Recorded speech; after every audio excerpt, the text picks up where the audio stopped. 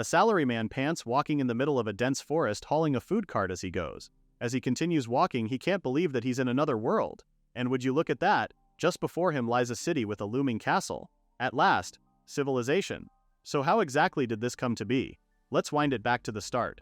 Our story's hero is Ryo Sato, just your average Japanese salaryman. He just got out of work, standing in front of the busy city streets and wondering where he should eat today.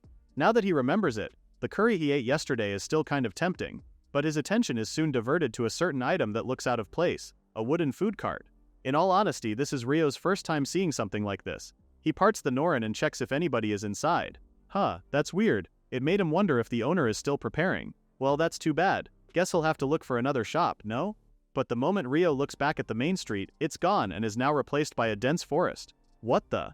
Our hero frantically looks around, wondering where he is and what just happened. Suddenly, a status screen appears before him, like the ones used in games where his stats are displayed. Wait a minute. Does this mean that he really transmigrated to another world?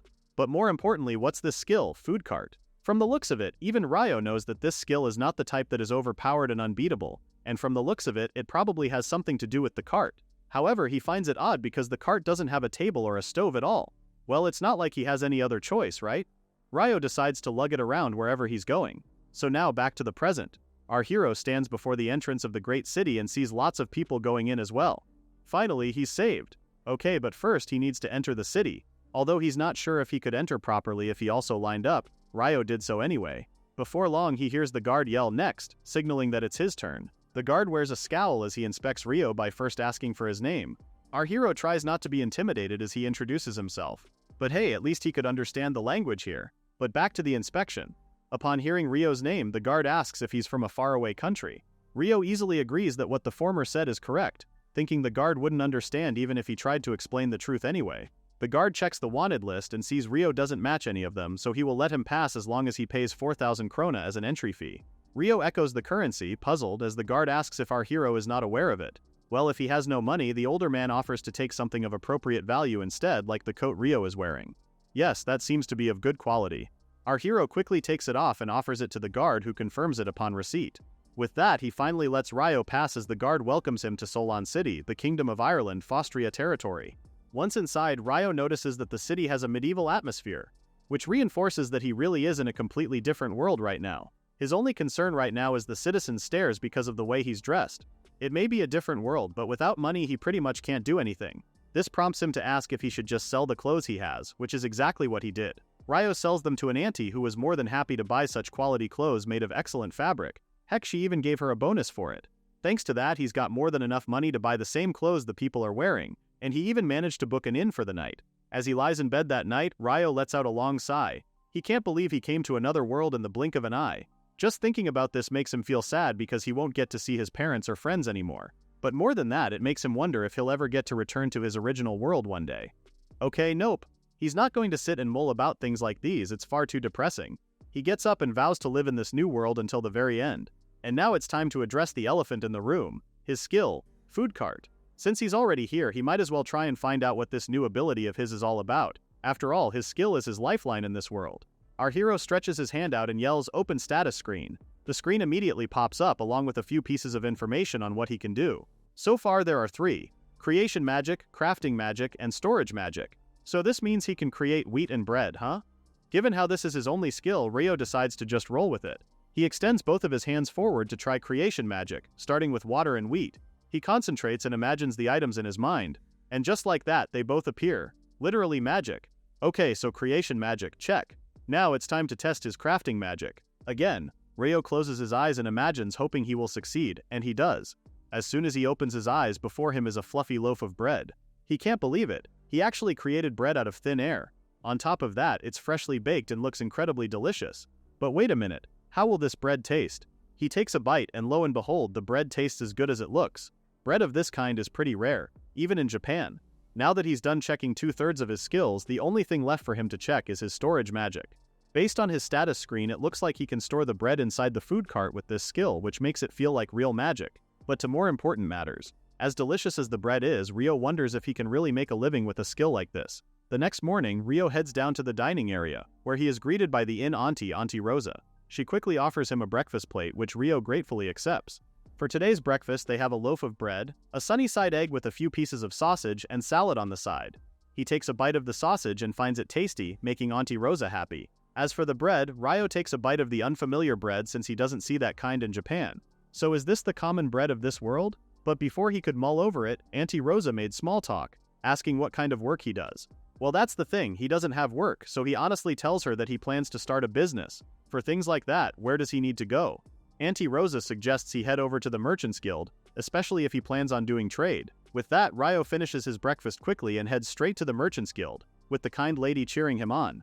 Once outside, Ryo remembers that there was a bakery nearby and decides to check what kind of bread they have in this world.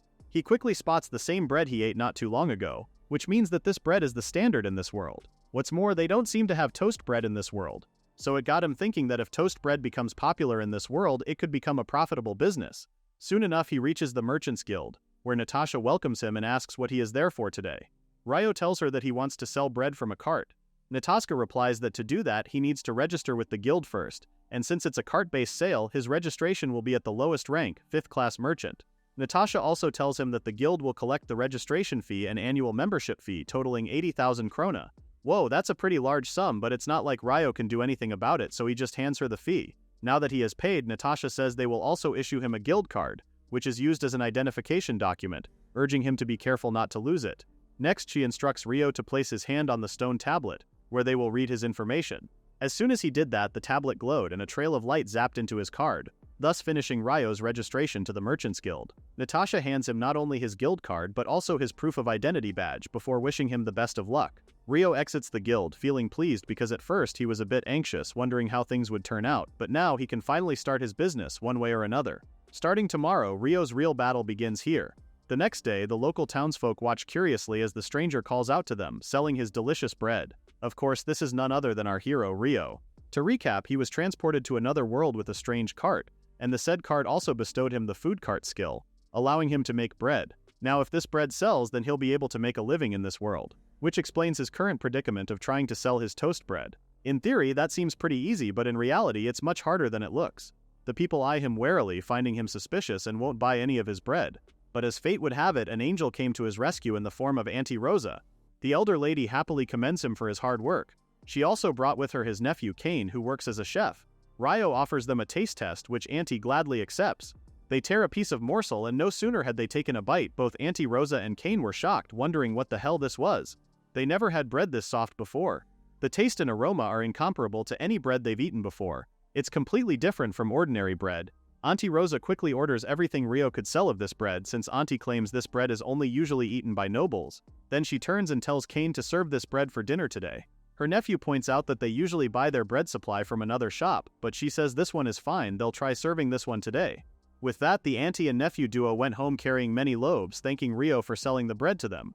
As our MC waves goodbye to them, all he can think about is how relieved he is that they seem to like his bread. Well, since he's out of bread now, it's about time to create the next batch. Just then he hears a rumbling sound and turns to see a crowd running straight to him. Two ladies immediately ask if this was the same bakery Mrs. Rosa was talking about, asking if he would also sell his bread to them. Before long the others start clamoring, asking also to buy a piece or two. And just like that he sold his stock again. After a little while he informs the remaining customers that he'll be taking a short lunch break. As soon as he was out of earshot, Ryo couldn't help but comment on how the power of ladies is truly amazing. Of course they are. Ryo, they're the backbone of every fandom. But anyway, suddenly he hears a ping as a prompt appears, showing his status screen. With everything that happened, Ryo's status jumped from level 1 to level 4 in a short time. Now he can also make croissants. He decides to try making one now and poof, it worked. Ryo does a taste test and finds the pastry delicious. It's crispy on the outside and has a buttery flavor. But wait, so does this mean just making bread not only raises his level but is also tied to earning money? Oh well, he'll just decide to start selling croissants later this afternoon, along with the toast bread. With this he can earn even more. After lunch, Ryo opens his food cart again, selling his two products. As expected, the newly introduced croissant was an instant hit. More people came in and flocked to his humble food cart the whole afternoon. And before he knows it, Ryo has to announce that he's sold out for today, asking them to come again tomorrow instead. The ladies feel a little disappointed that all the bread is gone, but they promise to come back and buy from him tomorrow. Our hero didn't expect to get so many customers on his first day of selling, which just goes to show how amazing his cart skill is. Now then, time to check today's sales. A little while later he finishes checking his sales and is pleased to find out that the sales today are pretty decent. At this rate he could keep earning a reasonable amount. Still, doing this alone every day is pretty exhausting. With a sigh he wishes he could hire at least one person to help him with this. Well, for things like this he decides to head to the Merchants Guild. Back at the guild, Natasha asks what he was there for, so Ryo details his situation. After hearing him out, the receptionist tells him that what he would like to do is actually post a job opening. She points him to the bulletin board where he can post the notice. However, the guild will charge him an advertising fee for posting it. Ryo checks the bulletin board and deems that a lot of people will notice his job ad, and the board itself is a good place to put up a job listing. Natasha also informs him that there are many types of posts on the board, ranging from hiring staff to temporary work. In the end, Ryo says he'll just think about it first, and Natasha understands, not pressuring him to do anything. Ryo exits the guild and goes back to his food cart, thinking that he needs to prepare for tomorrow, though finding a staff is just as important. But he soon forgets about all of this when he locks eyes with a certain girl slumped behind the cart. He can hear her stomach growling, and after a beat, Ryo asks if she's okay. The rugged girl couldn't thank Ryo enough for helping her out. She introduces herself as Sarah, then thanks him again, crying as she munches on the croissant our hero gave her. Ryo tells her to take it slow since there's more from where that came from. Speaking of where, why was Sarah in a place like that anyway? And from the looks of it, it doesn't look like she has any luggage either. To that she shyly relays that she's from a remote village called Triot and came to Solon because she admired the city. However, on the way here she lost everything to bandits and swindlers. Poor Sarah managed to get into the city, but once inside she got lost and didn't know what to do. Since it's also pretty late, she couldn't find work and has no place to stay the night. The girl really had it bad. She was thinking of going to the guild to look for work tomorrow, but her concern for tonight is finding a suitable place to stay. Upon hearing all that, Ryo uses this chance to introduce himself and explain that he just recently founded a trading company by selling bread at this stall. He offers help, so Sarah quickly jumps at the opportunity, asking a slightly improper request to let her work for him so she could repay his kindness. Great timing. Ryo is actually looking for staff, so he's pretty happy to have her work under him. Sarah's face instantly lights up, thanking him as she promises to do her very best. Great, he's excited to work with her tomorrow, but for now, Ryo will cover for her lodging and rent an extra room where she can stay the night. The next day, Ryo says they should begin by first explaining the stall, while Sarah is already eager to learn. For starters, the toast costs 200 krona per piece, while the croissant sells at 100 krona per piece. Looking at the goods, Sarah remembers how delicious they were yesterday, but wait, oh my god. She can't believe she ate so much of the merchandise. Ryo assures her that it's fine since he can always make bread with magic. Wait, what? Magic? Sarah stares as Ryo puts up both of his hands and conjures a croissant out of thin air. Holy hell, this is impossible. She looks at him incredulous because how could he create bread with magic? Ryo, on the other hand, is confused. Did he do something strange? To that, Sarah answers that everything is strange. Is he not aware of the law of the impossibility of magical food? Obviously, he doesn't know since he's an outsider, but Sarah goes ahead and explains that no skill or magic can create food. Sure, there's magic that accelerates crop growth, but to make bread and food as they are, no one's ever heard of that before. Ryo looks forlorn because he did make it, you know? Sarah saw it, we all saw it. But that's exactly the reason why Sarah is so shocked in the first place. Anyway, she's curious about this skill. What's it called again? Ryo answers that it's a skill called stall, and even Sarah has never heard of that kind of skill before. Our hero goes on about how he can also use various kinds of magic, pulling up his status screen to show a list of other things he can make. Oh, and what do you know? Cooking magic was also added just recently. Sarah can't believe this person is right next to her. It's so amazing to have these skill sets. Meanwhile, Ryo suggests they try making meat this time. He puts both hands out and imagines meat, and voila, pork really materialized out of nothing. Looking at the marbling on the meat, Sarah comments how this is the first time she has seen pork of such high quality. It's on par with premium orc meat. Huh. Is that so? But for Ryo, this is just ordinary pork meat. Well, it seems that this world considers it a luxury item. No. Anyway, it's about time he tries cooking magic now. Out of nowhere, he conjures a plate along with the juiciest burger patty in existence. Sarah moves closer, asking what that is, so he explains that it's a dish called hamburg, urging her to taste it. She can't believe Ryo is giving her free rein over this, but okay, she'll start eating. She cuts off a small portion, and as soon as she bites into it, Sarah swoons at how delicious it is. This is so amazing. It's so amazing that she says even the Lord himself couldn't eat something so delicious. Ryo is happy to hear that, and even Sarah knows that this hamburg dish will sell very well. But no, Ryo says they're going to add a small twist, making Sarah frown a little. What does he mean by that? With a smirk, Ryo says they'll use this hamburg to make a hamburger. The two did a little quick shopping for some extra ingredients and basic cooking tools. He turns to Sarah, finally asking for help. With his creation magic, Ryo makes ketchup, burger buns, tomatoes, and lettuce. He slices the tomatoes and puts them along with the hamburg on the bun, as well as lettuce, and voila! The hamburger is complete. Both of them eat their own respective burgers, with Ryo satisfied with his work. This is absolutely perfect. Sarah couldn't agree more as she tells him that selling something like this at a street stall is practically a historic event. Alright, now that the taste test is done, they should start preparing today's merchandise right away. But before that, Ryo warns her not to sneak bites without permission. Sarah promises she won't, but that's a pretty hurtful accusation. Little did they know that an older gentleman had been sneakily watching them from the street corner and watched everything unfold. The older gentleman returns to the castle, informing Lord Cerrito of his arrival. This Lord Cerrito asks the former how the stall in question is. The older gentleman reports that they were preparing an unfamiliar dish made from pork and bread. Oh, this piqued Lord Cerrito's interest even more, as he says he wants to taste it. He asks Modon, the older gentleman, if he could bring the cook to him next time. As soon as Ryo's humble stall opened for the day, his customers were quick to order the newest addition to the menu, which was the hamburger. A young lady is the first to receive the order, and as soon as she takes a bite, she can't believe how tasty it is. The intense richness of the meat and the sauce. Even the older man beside her couldn't believe they were able to make such a concentrated tomato sauce. The girl goes on about how she never knew good food existed like this in this world. Both Ryo and Sarah are happy to hear such positive reviews, as the girl continues to order 2 more hamburgers. Hearing the young lady's glowing and loud review made the others curious about this hamburger too. A second later, people were putting in multiple orders, and soon enough, Ryo had sold out for the day. They bid their last customer goodbye, with the latter promising to come back tomorrow. Just then, the older gentleman appears and asks if the shop is selling hamburgers. Ryo quickly notices that the gentleman has a refined aura overflowing with dignity. Be that as it may, they're sold out for the day, so he tells the older man that they're already closed. The gentleman doesn't insist, so Ryo just tells him to come back another time. It was obvious that the former became a little depressed, muttering about how he'll report this to his master. At the mention of that, Sarah looks up and finally sees the gentleman. She quickly moves past Ryo, putting on her most pleasing smile as she apologizes and asks what the older man's business with them is.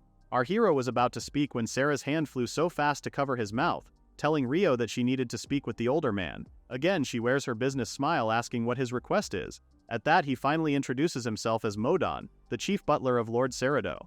The said lord has expressed a desire to taste a hamburger and would like to invite them to the castle. Before Ryo could finish asking who Lord Cerrito is, Sarah elbowed him so hard, finding it hard to believe that Lord Cerrito actually said that. Modon finds himself concerned for poor Ryo, who was almost knocked out by what Sarah did, but he'll be fine. Sarah assured him so. Since everything's settled, Modon tells them that he'll come visit again tomorrow, with Sarah saying they'll be waiting for him. As soon as he was gone, her shoulders slumped, admitting how she got really nervous back there. She apologizes for acting so roughly, but she is annoyed because Ryo is the one at fault. The clueless Ryo had no idea what he did, and he also doesn't know who this Lord Cerrito is. Sarah tells him that Lord Cerrito is the ruler of the castle over there and is the lord of the Fostria region, including the city of Solon. Upon hearing that, Ryo paled because this Lord Cerrito is that powerful. Heck, is he the most powerful person in the land? Sarah confirms that's correct, and if you anger the Lord, then he won't be able to live in the city. Besides, Sarah says Lord Cerrito is like a father to her own father. Okay, now that confused Ryo, what did she mean by that?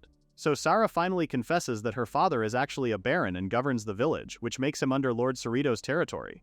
Ryo's jaw almost dropped because does this mean Sarah is a noble? So does that mean she's Lady Sarah? To that she answers that it's just a title in name only, and asks him to stop calling her that. Anyway, Sarah continues that the nobles of the Kingdom of Ireland receive their lands from the king, and it's only natural for them to be under the influence of stronger nobles in the region. Oh, now that she puts it like that, Ryo finally understands that she's the daughter of the village lord. But titles aside, he asks if it's really okay for her to work at a place like this. Sarah feels appalled at the question, like what is he even saying? Of course it's fine, Ryo is her lifesaver after all. She's about to add something else but trails off, leaving Ryo echoing the last few words she said. Sarah suddenly bows and tells him it's nothing, adding that she's looking forward to working with him from here on out. Ryo is more than happy to have her by his side, but for now it's best to think about what they should do about Lord Cerrito's invitation. The topic forced Sarah to regain her composure as she finally stepped up for the role. Since she learned proper etiquette and all the necessary manners at home, she volunteers to handle this whole matter, promising that everything will be fine. If it's like that, Ryo is more than happy to leave it in Sarah's capable hands. So for now, she suggests they buy some proper clothes that won't be disrespectful, leaving Ryo a little drained already. The two went around the city exploring places while also canvassing cooking materials. Finally, they reached Orphan's workwear shop, their last stop. Sarah suggests they buy the best cooking clothes at the shop, though Ryo is a bit hesitant since he has no idea what's suitable for the occasion. Just then, Sarah spots a chef's outfit on display, but upon checking the price tag, they feel their heads reeling a bit because the whole outfit costs 70,000 krona. Well, Ryo understands that it's a pretty hefty price tag, but he has no choice, he'll take it. He tells the shop owner to tailor 2 sets of the chef's outfit. Sarah is shocked because Ryo is ordering 2 sets. She feels guilty about how Ryo is spending all that money on her. She even says she'll prepare her own clothes that are much cheaper. To that, Ryo points out that she's working just as hard as he is, so it's fine. Still, Sarah feels guilty about how expensive it is. He assures her that it's fine, and what he only asks in return is that he'll count on her when they go to Lord Cerrito's castle. Well, if he insists, then Sarah has no choice but to accept and thank him for this. She promises to take good care of the chef's outfit. With that, they have everything they need. Starting tomorrow, Sarah says they'll begin studying etiquette and proper conduct. On the way home, she tells him how much she enjoyed shopping together today, and even Ryo admits that he did too. It even almost looked like a date, no? At least Ryo thinks so, but nah, he's just kidding. Little did he know that those words alone stirred Sarah's heart, leaving her flustered as she asked him to stop saying nonsense. She walks ahead saying they need to hurry back, while Ryo jogs to catch up to her. He was so engrossed in catching up to her that he failed to hear that ping, informing him that a new skill had been learned. Finally, Ryo and Sarah stand before the imposing castle wearing their matching chef's outfits. Even as a noble, Sarah feels a bit nervous, but it's Ryo who says that at least they did everything they needed to do. Mondo appears and tells them he'll guide them to where Lord Cerrito is, instructing the two to follow him. The older man stops before a pair of double doors, turning to them to say that Lord Cerrito is opening on the opposite side. Then Mondo announces the arrival of the chef, while from the other side of the door they hear someone urge them in. Ryo apologizes for troubling Lord Cerrito, while the latter introduces himself with a smile. What's more, the latter feels apologetic for summoning them so suddenly. Ryo introduces himself as the president of the Sato Trading Company, and thanks Lord Cerrito for inviting them. The nobleman only laughs, telling Ryo to ease up, there's no need to be so formal, you know. Anyway, Lord Cerrito speaks about the hamburgers he has heard so much about. It's become the talk of the town after all, and even the servants of the castle speak so highly of those burgers that Lord Cerrito himself wanted to try one. Ryo is happy to hear that everyone's been talking highly of his products, but in his mind he's actually more pleased that this Lord Cerrito guy seems like a friendly person. Speaking of the hamburgers, Lord Cerrito said he was so excited about the dish that he hadn't even eaten anything today yet. With that, he's eager to taste this renowned hamburger of Ryo's. The latter agrees and says they'll start preparing right away. Our hero extends his hand, intent on using the magic he learned recently, starting with summoning the food cart. You see, after he has leveled up, our MC is now able to create new materials, so with these, he can make it. He turns to Sarah and asks her to do the preparations, which she dutifully obliges. Ryo uses food cart multiplication, then uses form change. The stall instantly became a kitchen. First he uses storage magic to take out the ingredients to make the sauce, and soon enough he's done with the special teriyaki sauce. Next he works on the side dishes. He pulls out the potatoes he prepared with magic, then deep fries them in hot oil. After they're cooked, Ryo sprinkles salt on them, and with that the freshly fried french fries are done. Lastly, he pours the special sauce generously on the burger, and plates the food beautifully. With that he presents the special hamburger set to Lord Cerrito. The nobleman eyes the unfamiliar dish curiously, since it's something he has never seen before. Mondo appears on his side with some cutlery, but Lord Cerrito refuses it. From what he heard, this is a dish that you eat with your hands, isn't it? He eagerly picks up the hamburger, saying he'll try eating it the way they normally do. As soon as he takes his first bite, his brows furrow, followed by an unreadable expression passing over his face. Uh-oh. Both Ryo and Sarah low-key start to panic, because what do? Does he not like the taste? But just as suddenly, the young lord proclaims that the food is delicious. This is the first time he has ever tasted something delicious like this. Plus, this richly flavored sauce got him curious, turning to Ryo to ask what it is. Our MC simply explains that it's a sauce called soy sauce made from soybeans. Lord Cerrito continues eating, amazed that you can actually make something like that from soybeans. Now moving on to the french fries, the dish that also piqued the lord's interest. Ryo urges him to give it a try too. Lord Cerrito takes a small bite of the seemingly ordinary potatoes, but boy was he wrong. The outside is crispy and the inside is amazingly fluffy. He can't help but ask how Ryo was able to cook it that way. Well, all Ryo did was fry the potatoes in oil and sprinkle them with salt. As usual, Lord Cerrito is impressed because he never knew just doing that could make potatoes so delicious.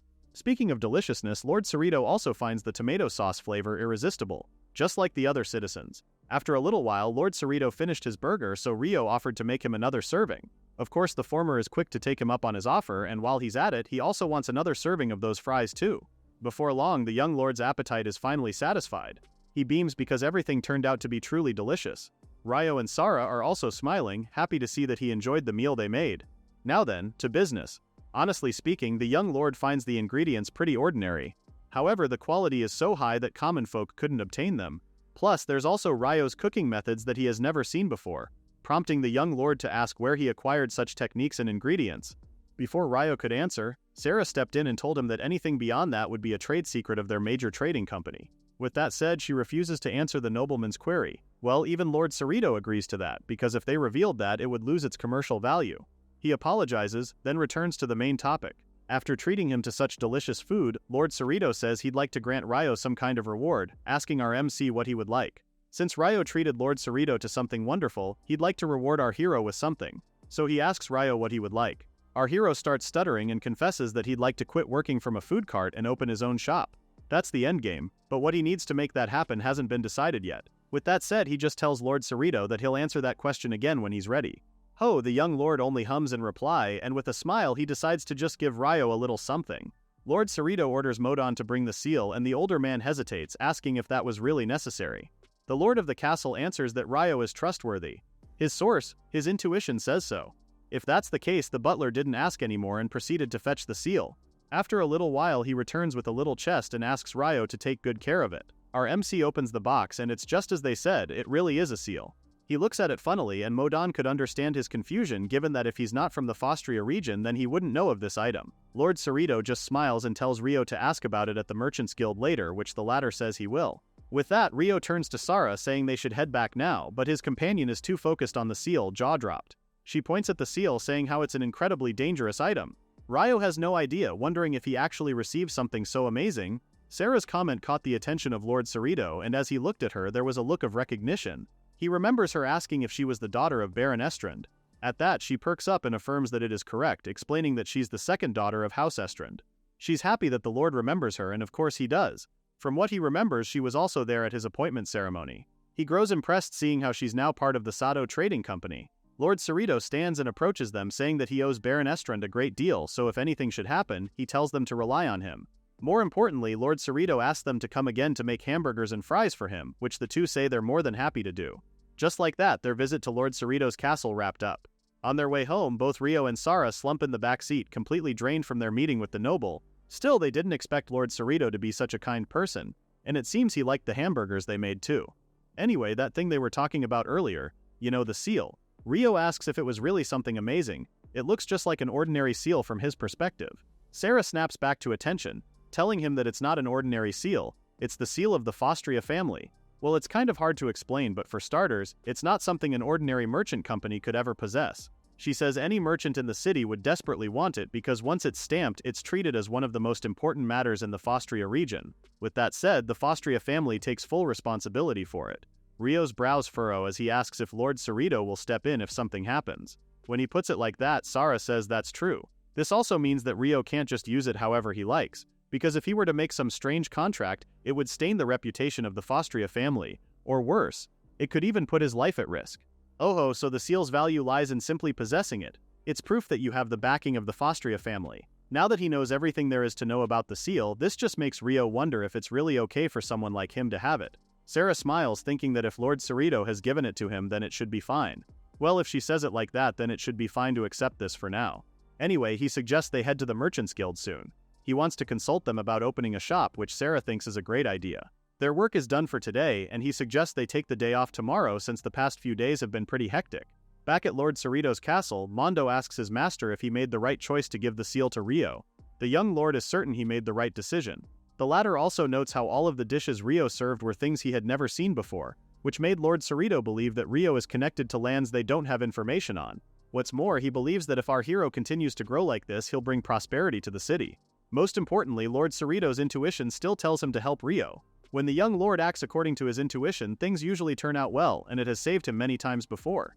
Even Modon himself knows that, right? The butler finally speaks and says if it's what Lord Cerrito says, then it must be true. Lastly, the fries and ketchup were incredibly delicious.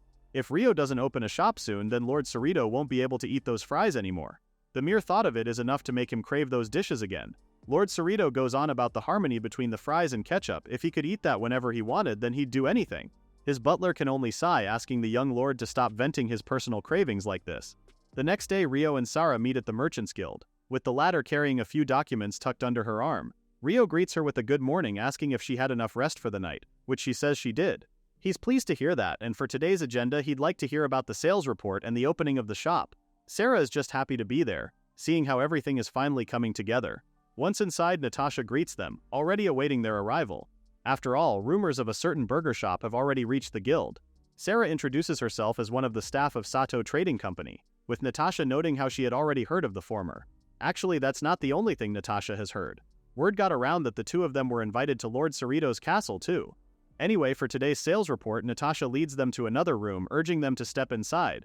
As soon as they stepped in, the guild staff quickly explained that the meeting room is equipped with soundproof magic, so they shouldn't be worried about information leaking. As soon as all three of them are settled, Natasha asks for the account books, which Sarah gladly hands over.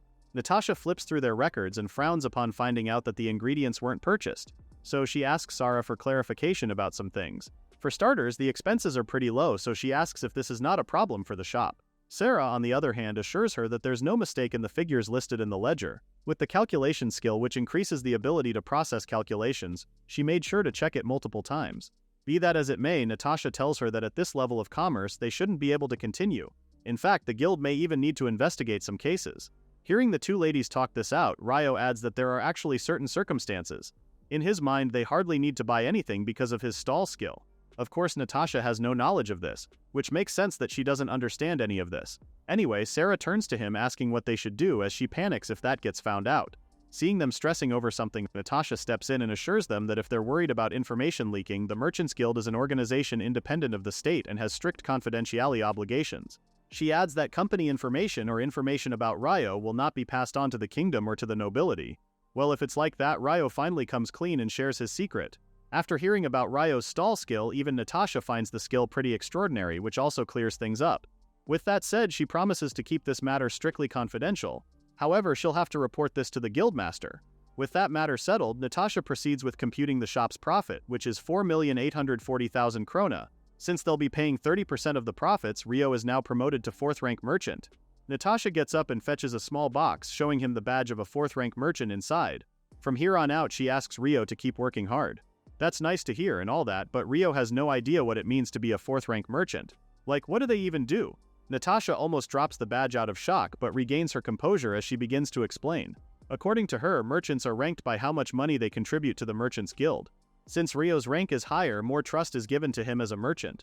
Oh, if it's like that, then this just means the chances of making a profit increase too. He promises to do his best, and since he's already here, there's also something he'd like to consult with her about. Here's the thing. Ryo is considering owning a shop soon, so to do that, what does he need to do? Natasha ponders for a bit and tells him that he needs quite a bit of preparation and capital. First, there's the shop's rent, and then there are the wages for hiring staff. There's also the interior setup costs and kitchen equipment, and lastly, savings to last until the business stabilizes. Those are roughly the requirements, according to Natasha. Furthermore, she tells him that the guild can offer a loan, but since his company was founded only a month ago, they can only lend him around 1 million krona. Given the requirements, it looks like they can't set up shop now, but wait a minute, since they're on the topic of loans, Ryo has an idea. He starts fumbling through his pockets and asks Natasha if he could use this being the seal he previously received from Lord Cerrito. Can he use it here? Natasha leans over and recognizes that it's the seal of the Fostria family. Wait a minute, a seal? She suddenly stands and falls over, shocked at the item before her because what the heck? Ryo and Sarah are quick to run to her side and see if she's okay, but the guild staff is more concerned as to why Ryo has something like that. Most importantly, she tells him to return it immediately, with Ryo quickly taking it back and closing the lid of the chest. As she returns to her seat, Natasha can't believe that Ryo is the bearer of the seal. Mind you, he's just a newly established company. For a company to possess something like that is completely unheard of. Anyway, back to business. Natasha tells him that if he uses the seal, he could borrow money with virtually no collateral and no upper limit. However, she warns him that if a contract made with it were to tarnish the name of the Fostria family, then he would lose his status as a merchant, and there would be no guarantee for his life. Generally speaking, the seal isn't something meant to be used in practice. Listening to her like this is like deja vu for Ryo, because didn't Sarah say something like this to him before? Well, if the seal is practically unusable, Ryo asks what the point of being the bearer of the seal is. Natasha says that since the Sato Trading Company is growing rapidly, there may be people who look upon it with hostility. But as long as he carries the seal, no one will dare to lay a hand on him easily because it's proof that the Fostria family stands behind him. Upon hearing that, Ryo makes a note to thank Lord Cerrito for that. Anyway, Natasha also highlights that despite the scary things she said before, being the bearer of the seal is a tremendous honor for a merchant. Hearing all this just makes Ryo realize that he's been put in charge of something truly remarkable. On the other hand, as a guild staff member, Natasha promises to do everything she can to support him and looks forward to working with Ryo from now on. Ryo shares the sentiment, admitting that he also feels the same. At the tavern, Rio and Sara share a drink celebrating Sato Trade Company's promotion. Sara takes a sip of the beer and finds it's to her liking, while he tells her the foam is all over her mouth. Just then the waitress arrives with their food, with both of them wide-mouthed at how delicious the food looks. Sara takes a bite and relishes the food. She never even thought she could eat this much when she first came here. Looking at her happily eating, Rio can't believe that it's been a whole month since they met. Time sure does fly fast, no? Remembering it now, even she couldn't believe how lost and confused she was back then. Just recalling it made her feel grateful for how she even got to work like this. In his mind, Rio also never imagined he'd suddenly be teleported to another world. Coming into this world without understanding a thing is practically a miracle. When he thinks about it, he doesn't know how he managed this past month without Sara by his side. If it were just him, he's pretty sure things wouldn't have gone this well at all. Now that he remembers it, there's something he needs to give to Sara. He rummages through his pocket and hands her this month's bonus. After all, they earned a lot more than he expected. Sara can't believe it, feeling hesitant since she already received her salary earlier, but Rio assures her that it's fine as she drops the small money bag in her hand. She checks how much it is, and is he for real? Is he really okay with giving her this much? To justify this amount, Rio details how much he relied entirely on Sara when they met with Lord Cerrito. If it were just him, he knows he would have definitely failed, which is why he believes Sara deserves this much money for her efforts. Sara happily receives it, promising to work even harder from here on out. Rio laughs and tells her there's no need to push herself too hard. As the second round of beer arrives, Rio asks her something a little personal. Why did she obtain the calculation skill? To that she goes on about how she read a lot of books ever since she was just a little girl. Before she even realized it, she came to love learning. They say childhood experiences influence the skills you gain, which probably explains how she got the calculation skill in the first place. Oh, so that explains why she came to Solon to use her skill. And Rio happens just to be at the right place at the right time to pick her up then. Now that they talked about her, Sara is curious if Rio also has a dream. For Sara, she already achieved her goal, but how about Rio? Does he have a dream? Well, for him, he wants to have his own shop. But that question makes him wonder what he really wants to do in this world.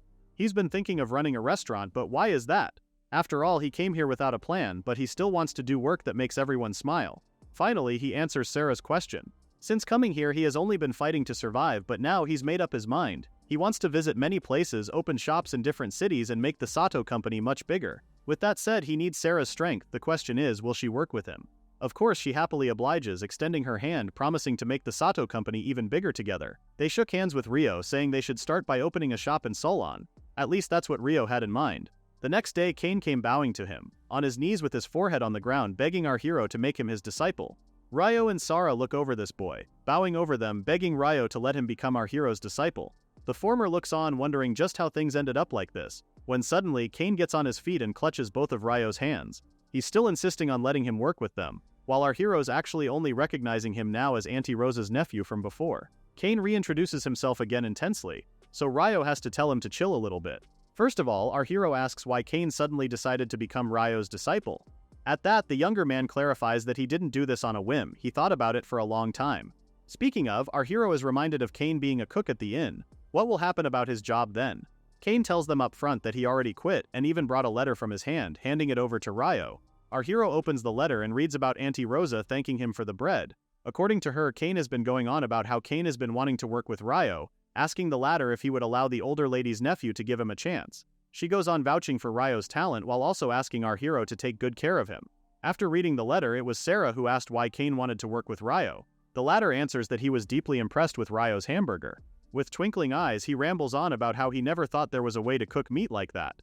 Plus, he was amazed at the idea of putting it inside bread too. Kane wants to learn many other techniques, which is why he wants to become a chef like Rio, calling him master. Looking at the guy, it makes Rio think that if they're going to open shop someday, then they really need people with enthusiasm like Kane's. Rio acknowledges Kane's feelings, making the younger man perk up. But first, Rio wants to know the other's skill level. He wants to see Rio's talent that Auntie Rosa bragged about in the letter. Kane is more than happy to show off his skills, so they kicked it off straight away. Rio gives him all the ingredients and wants Kane to make a hamburger out of them. The latter quickly notices how these are all quality ingredients, while Rio asks if he has enough tools to make the dish. Kane says these are more than enough and quickly gets to work, chopping the vegetables at lightning speed, leaving both Sara and Rio impressed. Before they realized it, the younger man was already putting the hamburger together, and voila, it's finally done. They do a taste test and Sara commends Kane's fast and flawless workmanship, on top of his delicious burger. The arrangement of the filling and the ketchup spread is also perfect. There's not a single fault in his work, at least according to her. Rio, on the other hand, is still hung up on how fast Kane worked. Is that really even possible? To that, the younger man shares that he possesses the cooking skill, which increases his cooking speed and tasting magic. However, he's also quick to add that he's still at a pretty low level, which is why this is all he can do for now. Ryo finds the younger man's talent impressive, especially with how he was able to create a complete hamburger with such speed and precision. He's practically ready for the next step. In fact, he's even faster than Ryo, so with that our hero extends his hand as he welcomes Kane as the newest member of the Sato company. Overwhelmed with emotion, Kane starts tearing up and quickly takes Ryo's hand in his as he thanks our hero for the opportunity. Speaking of Ryo, he also adds that Kane is not his disciple, just to clear things up, okay?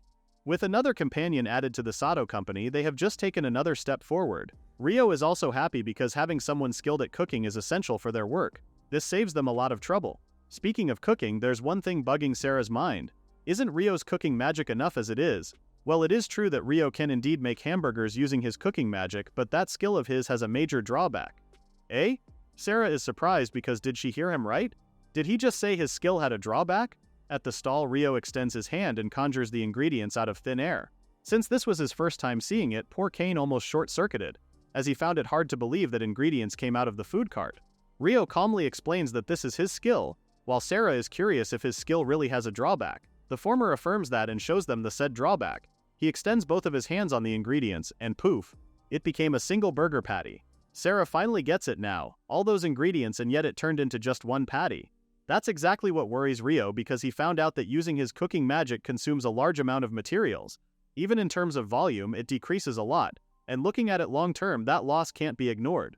When he puts it like that, even Sarah agrees that it really is inefficient. Suddenly, Kane's hand shoots up in the air as he asks Ryo a question. Couldn't they just sell the ingredients as they are? At least with that, there wouldn't be any waste, and it's a pretty good idea. But no sooner had those words come out of his mouth than both Ryo and Sarah narrowed their eyes at him. She begins by saying that if they did that, it would cause trouble for the farmers and other merchants. Kane doesn't understand, so she explains further by posing a question between Ryo's vegetables and the other merchants' vegetables, which would Kane buy given that Ryo's vegetables are also much cheaper. The latter answers that of course he would buy Ryo's vegetables. They're cheap and quality ingredients after all. Well, in Ryo's case, he can create ingredients out of nothing with his skill. With that said, it wouldn't just put the other merchants into trouble, it could collapse the whole market, which is why the vegetables can't be sold as they are. Kane finally gets it now, but Sarah isn't done with her explanation. If Ryo took this seriously, then he could practically make all the farmers in the country lose their jobs. Capitalism and monogamy at their finest. Well, that's a pretty extreme example, but it's still true. With all that said, Ryo doesn't want to use his skill in a way that harms others, which is why he wants to create hamburgers without using his skill. Okay, Kane finally gets it now, just as Ryo tells him that he'd like to entrust the cooking to Kane. Upon hearing that, the latter beams. He's happy to do so and promises to do his best, which is pretty much a lifesaver for Ryo. Cut to 2 weeks later, the highly awaited yet humble hamburger stall has a long line of customers waiting for their food. Thanks to Kane's skill, they were able to create multiple burgers quickly. He's seen it before, but Ryo remains amazed at how fast the younger man is, while the latter is happy to hear praises from his master. Little does Kane know, even Ryo finds him being able to talk in the middle of work pretty impressive. Just then, the two boys hear a familiar voice call out to them. It was Auntie Rosa. The elder lady asks how her nephew is faring. Kane, on the other hand, panics at seeing his aunt, but Auntie only barks at him to get back to work. Ryo tells the older woman how he finds Kane's skill pretty amazing and that he has become an important asset to the company. The elder lady just laughs, thinking that Ryo's just buttering up to her. But our hero insists that it's not, especially not after seeing Kane's skill up close. Hearing Ryo speak of her nephew like that pleases Auntie Rosa. You see, the kid's parents were adventurers, and ever since they've gone, she's been the one looking after Kane and acting as his guardian. She may sound rough when talking to him, but deep down Auntie cares for her nephew. Oh, talking about Kane got the older lady all sappy, prompting her to apologize to Ryo for talking about it so much. But our hero is more than happy to listen to her stories. And yeah, even Auntie Rosa admits that seeing her nephew at work puts her at ease. With that, she entrusts Kane to Ryo's care, then just as quickly asks for the usual bread order. Much later that day, things had finally calmed down just as Sarah returned. She informs them that she managed to get an appointment with the Merchants Guild. And since their sales have increased so much as of late, Natasha also agreed as well. Ryo's face brightens up, while Kane has no idea what's happening, so he asks the former what the two were talking about. At that, Ryo tells him that they'll finally open the Sato Company store, their very own shop. Fast forward 2 days later, Ryo begins the agenda, which is the plan to open the Sato Company store at the management meeting. Now then, with all 4 of them seated, the management meeting of Sato Trading Company begins. Since Ryo and Sarah want to hear the union's opinion, they invited Natasha to attend. Sarah begins by asking Ryo what kind of shop he wants to create. Our MC details that he wants the shop to be a relatively large shop where people can eat inside. Sales from the stalls are doing very well right now, so he believes that it's only natural that they cater to the high demand. However, if the shop is too small, he thinks it would be difficult for regular customers to come by often. With that said, he asks if anyone else has an opinion of what he said. Kane is the first to comment, expressing his wish to be able to cook lots of food, so he doesn't care what kind of shop it is. Well, Ryo already expected this much out of him, and it's only befitting for a chef. Unlike him, Sarah has some concerns over this. Since this will be Ryo's first shop, she suggests they start with a small one, like a takeout-only shop. At least with that, they won't have to worry about congestion. Ryo admits that that's a good option, but he personally insists on a shop where customers can eat inside. In the end, he'd like to see the customers' faces himself, after all. This time it's Natasha who points out that if they plan on opening a big shop, then they would need a lot of waiters. If that's the case, wouldn't labor costs balloon because of that? Wait, what? Waiters? Natasha reiterates what she said and explains that waiters are people who take and order food. Well, Ryo was about to say something but caught himself. Wait a minute. Could it be that the shop he's imagining is different from the one they have in mind? Ryo explains that the shop he's envisioning won't have any waiters. Instead, they'll set up something called a cashier counter where customers order and pay at the same time. Sarah finally gets the idea. This just means the customer will carry the food themselves, no? It's just as she said. Now that Ryo thinks about it carefully, this is practically a different world altogether. A world where fast food restaurant systems don't exist. Back to the meeting. Both ladies finally envision how Ryo's shop won't need waiters at all, and with his approach they can run a large shop without any problems. Natasha mutters to herself about this new style of shop and finds it amazing.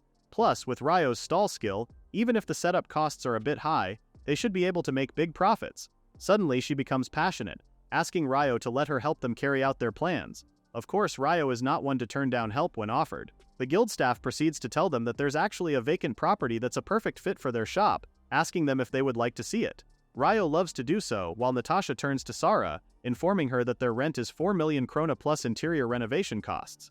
The latter already expected such an amount and says that it's within their budget range. Now for the interior, Natasha thinks commissioning Dahlhoff Trading Company would be a good choice. They're known as the top construction company in Solon and are considered third-rank merchants.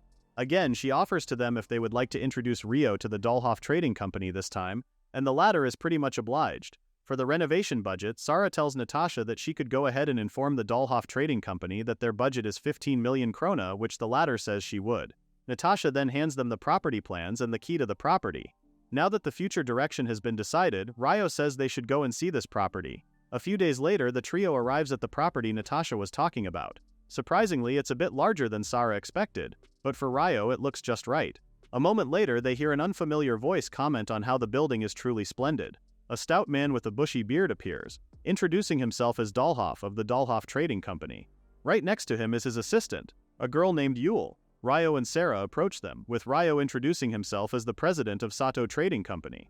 Upon hearing that, the older man beams because finally he met this Ryo that everyone has been talking about. Oh, Ryo is the talk of the town? Wait, what does Dahlhoff mean by that? The older man only laughs, telling Ryo that he should know what that means by now. News of our hero becoming a seal bearer in a month has already reached Dahlhoff's ears too. Upon remembering that, Ryo feels a little embarrassed, but he adds that it's also a great honor. Just as quickly, Dahlhoff goes into business mode. The older man heard that this project includes many special requests, so he promised to do everything they can to carry out Ryo's wishes, just as the two men shook hands. Their group of 5 enters the building as they begin the actual inspection.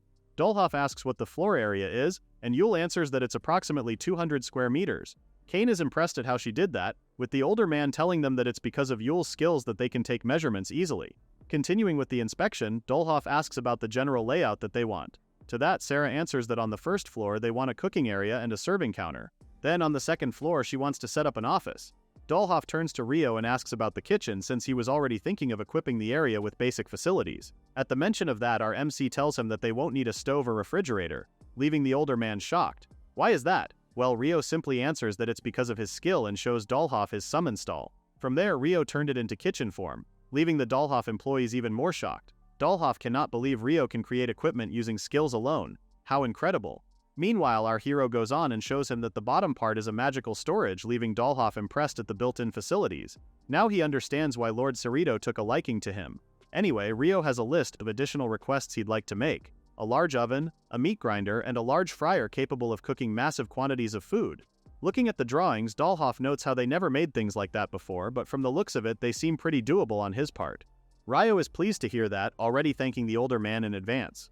Now then, regarding the seating for customers, Dollhoff asks how many seats Ryo would like. The latter says he'd like to set up about 120 seats on the opposite side, and on the second floor, about 120. Dollhoff thinks that's too many, but our hero says that won't be a problem. With this amount of space, Ryo thinks that even if the number of seats increases a bit, it won't be an issue, as they are already looking forward to continued cooperation. Just then, Dollhoff approaches Ryo and tells him that he and Yule have prepared a preliminary cost estimate, and honestly speaking, it exceeds the budget by about 3 million krona, no matter how much they calculate it. Upon hearing that, the Sato Trading Company trio's faces were colored with panic. While holding the estimate in his hand, Dollhoff tells them that they're going to exceed the budget by around 3 million krona. Sarah checks the document, asking the older man if the minimum cost would be 18 million krona, and Dollhoff tells her that the official estimate will be released later, but he believes it could reach around 20 million. Upon hearing that, she turns to Ryo, saying she'll start revising the plan and return right away. He feels sorry for putting extra work on Sarah, feeling bad for not being good with accounting matters. But Sarah is energetic as ever and volunteers to take on the work. After all, this is exactly why she left the village in the first place. She promises to make sure the shop opening plan succeeds. Fast forward 3 days later, a letter arrives from the Dollhoff Trading Company, and even Kane knows it's the quotation price, suggesting they hand it over to Sarah ASAP. Sarah opens the letter, and it's just as Dollhoff said, the cost for interior renovation and equipment is 20 million krona. Ryo asks her if the revisions are going well. With a smile, she assures him that she managed to complete most of it over the past 3 days, even though it's been tough. All that's left for her to do is to adjust it based on Dollhoff's quotation. With that said, she suggests they discuss this with the Merchants Guild, and Ryo couldn't be more grateful to her. He says they should present it tomorrow, but before everything else, Sarah informs him that they will need to take out a loan from the guild. As of now, she tells him that they've reached the limit in terms of equipment, but Ryo only wonders if the guild will approve it. They entrust everything to Sarah while she vows to do everything she can. The next day at the Merchants Guild, Ryo asks her if she's alright, and Sarah says she is and that everything is ready. They head inside where they are welcomed by Natasha, who is already expecting them. Ryo tells her of today's agenda regarding the new plan, so as per last time, Natasha leads them to the meeting room. With everybody finally settled in their seats, Sarah begins by showing Natasha the documents she has been carrying. The latter takes it and flips through the pages, making small comments now and then, until finally she sees the company's request, a loan of 25 million krona. Natasha's brows furrow slightly at the amount, telling Sarah that she understands the contents of their plan. With that said, she has a few questions in mind. First, regarding the loan amount, Natasha finds the amount pretty high compared to the scale of the project. She asks if they couldn't just make use of their existing equipment instead. Sarah explains that the most important cooking tools for their business are custom-made, so to maintain and operate the shop properly, they can't compromise on that point. Next, the guild staff asks how they plan to repay the loan, assuming it is approved. Regarding that matter, Sarah shows her the sales record of the food cart so far, along with its customer turnover rate. She goes on about how she believes they'll be able to repay the loan steadily with interest. Natasha checks the documents and notes how Sarah is very meticulous about these matters. What's more, Sarah has also summarized the monthly repayment amounts, and even Natasha is impressed at how the repayment plan is very clear. However, in the worst-case scenario, the latter asks what they have for collateral. Sarah answers that they plan to compensate through in-kind repayment using the food cart skill. She goes on about how they will repay using the food products created through the skill if cash repayment becomes difficult. What's more, the food can also be preserved almost indefinitely using the same ability. Listening to her, even Natasha knows that the said solution is unique only to the Sato Trading Company. Continuing from what she last said, Sarah tells her that the guild won't incur any losses in that sense, and even Natasha has no objections to that. To add, Natasha also knows that Ryo is a seal bearer, even if the Sato Company owns no real estate or assets. If the Fostria family stands behind him as a guarantor, then that alone is more than sufficient security for the guild. With their plans laid out on the table, Sarah asks what Natasha thinks. After a beat, the latter says she has reviewed Sarah's plan and approves of it. Furthermore, she'll submit the request to the guildmaster ASAP, making Sarah beam. To add, since Ryo is the seal bearer, they don't have to worry because she thinks their application will go through smoothly. The trio couldn't be more thankful for Natasha hearing them out. Finally, the meeting wrapped up. As soon as they were out of the guild's door, Ryo thanked Sarah because she saved them. She smiles because after all these years, all the effort she put into studying has finally paid off. Now then, for the shop's opening, there's something Ryo would like to say to the two. To be frank, he wants them to take on new positions. As the number of their staff increases in the future, there will be limits to what Ryo can handle alone. So he wants them both to take charge of coordination and management. First, Kane. Ryo wants him to become the head chef and lead the kitchen staff. The younger man is quick to rise to the occasion even if he knows it's a big responsibility. As for Sarah, Ryo appoints her as the vice president of the Sato Trading Company. Sara couldn't believe it, her as the vice president? Well, if she's qualified for it, then she's more than honored to accept the position. Ryo is pleased to finally have her officially as the vice president. It's a new day and Sara comes barging in, letter in hand, as she tells Ryo that a message from the guild has arrived. She informs him that the loan they requested was approved, making Ryo relieved. As for the contents of the letter, it shows Ryo the total amount when they add the rent and loan repayments together. Looking at these numbers, he knows that income like that of a food stall won't be nearly enough. His brows furrow, thinking about how expensive everything is, and there are also the labor costs to consider. Speaking of labor, he tells the two that they'll have to start hiring staff and asks them how many people they need. Sara begins that they need someone to handle accounting at the register and someone for cleaning, so she thinks they'll need 8 people if they're also running shifts. Kane adds that he'd like to have 4 cooks because frying and dishwashing each need dedicated workers. So overall they need at least 12 people, no? Sara feels a little sad, and she can't help but wish there was another way. Ryo ponders for a bit before suddenly remembering something. Before he met Sara, Ryo asked Natasha about something. You know, about putting up a job posting on the guild's bulletin board. Sara also thinks that's a great idea, and even though there's a posting fee, Ryo believes it won't be a problem. Plus, since it will be posted at the guild, a lot of people will see it. Alright, no time to waste. Sara quickly starts drafting the recruitment poster right away, but just as she was about to write it, she stopped, prompting Ryo to ask what was wrong. To that she turns to him and asks what they name the shop. Ah, now that she mentioned it, they don't have a shop name. Kane comes in quickly and suggests they name it Ryo Burger since it's his shop. Our hero can only laugh because that sounds like too much in vain, no? On a more personal note, Ryo just wants to make the people of the town smile through food. He wants a name that feels familiar to the people of Solon. So with that in mind, he suggests this name to Sara and Kane. Cut to the next panel at the guild, people were clamoring over the bulletin board, seeing there was a new job posting from Sato Trading Company. It says there that they're hiring staff for Solon Burger. Salary is 250,000 krona monthly, and they need 4 cooks and 8 staff members, with the interview to be held on the 10th. Seeing how the people are crowding over his job ad, Ryo feels hopeful that they'll be able to gather enough people after all. This just leaves him wondering what kind of people he'll be working with. For now, he can only look forward to interview day, urging the two to do their best to prepare for the shop's opening. Then came the fateful interview day. Ryo's jaw is on the floor upon seeing the line of people eager to apply for the position at Solon Burger. Even Sara is impressed by the enormous crowd, while Ryo asks if they're really going to choose from all those people lined up. Wait a minute, now that he's looking at them, there are also regular customers and people he has seen before. Ryo feels touched because does this mean he has become a familiar face in Solon too? Realizing that just made him all the more grateful. Now then, it's almost time. Sara approaches him and asks if Ryo and Kane are ready, to which the latter says they're already set. Okay then. Sara says she'll go and fetch the first applicant, but before she leaves she hears Kane ask if he could speak with Ryo for a moment. At that our MC lends the other his ear as Kane tells him that he believes his wife will be coming in today for an interview. Both Ryo and Sara are shocked because what do you mean, Kane is a married man? Kane shyly admits that he got hitched about 3 months ago, but that's not what matters right now. Their chef relays how his wife wanted to work at the company when he told her about the job opening. However, Kane tells them that he doesn't want any favoritism because of that. Well, if that's the case, Ryo also points out that there's also no reason to accept her just because she's Kane's wife. Our MC tells him up front that they'll judge her fairly through the interview, and Kane couldn't be more grateful for that. Now that the matter is settled, Sara calls in the first applicant. A serious-looking man named Alan walks in, and Ryo welcomes him. Looking at his file, our hero notes that Alan applied for a customer service position. Alan details how he possesses a skill called physical endurance. It's a skill that allows him to work for long periods without getting tired, and this makes him believe that he'll definitely be useful to the company. Impressive, but Sara points out that his skill seems better suited for adventurers, so why did he apply here instead? Alan explains that his skill doesn't actually increase physical strength, so it can't really be said to be perfectly suited for adventurers. For him, he has always thought about using it in service, which is why he decided to apply to Solon Burgers. Even Ryo notes that Alan seems like he'd be of great help to the shop. They continue interviewing him until finally they wrap it up. Alan stands from his seat thanking them and apologizing for taking up a lot of their time. As soon as Alan was out the door, Ryo noted how he seemed like a pretty serious person. Once again, he realizes that everyone really has different skills, so they'll have to consider that when choosing. Just then, Sara calls for the next person to come in.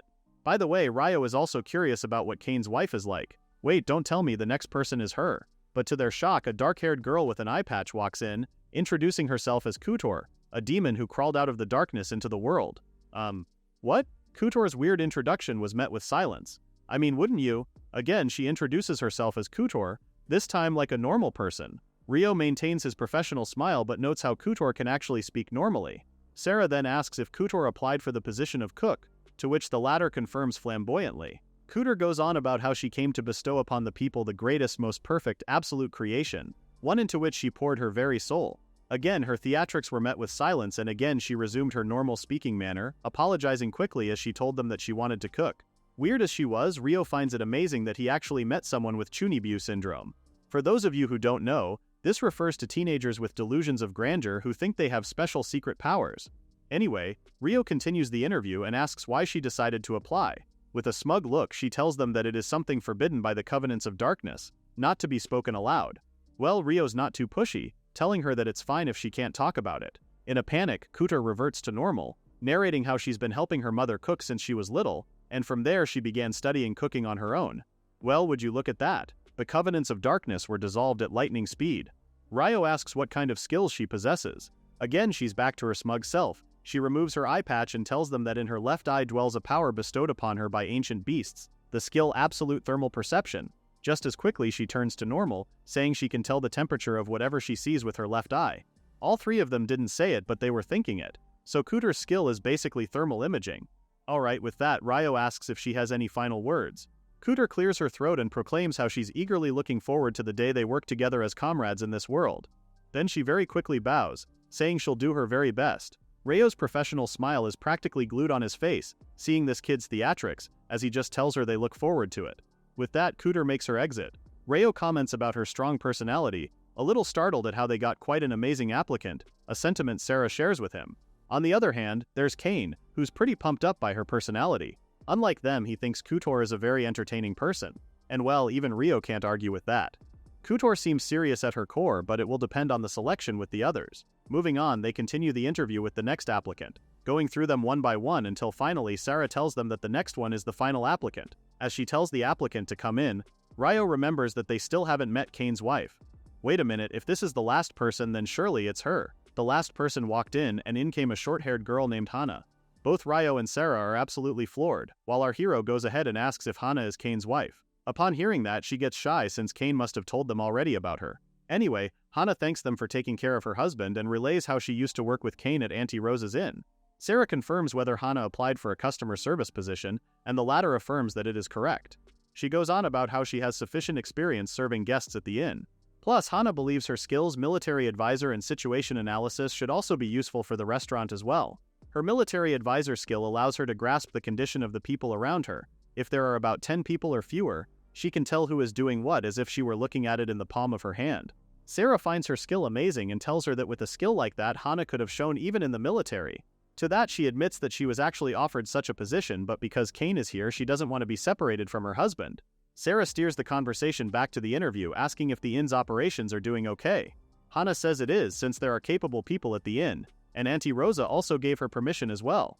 Besides, Hana and Kane were planning to go independent eventually. Well, if that's the case, then Rio has no problem with that. With that, Sarah wraps up their interview, thanking Hana for her time. Hana thanks them as well and tells her husband that she'll go home ahead.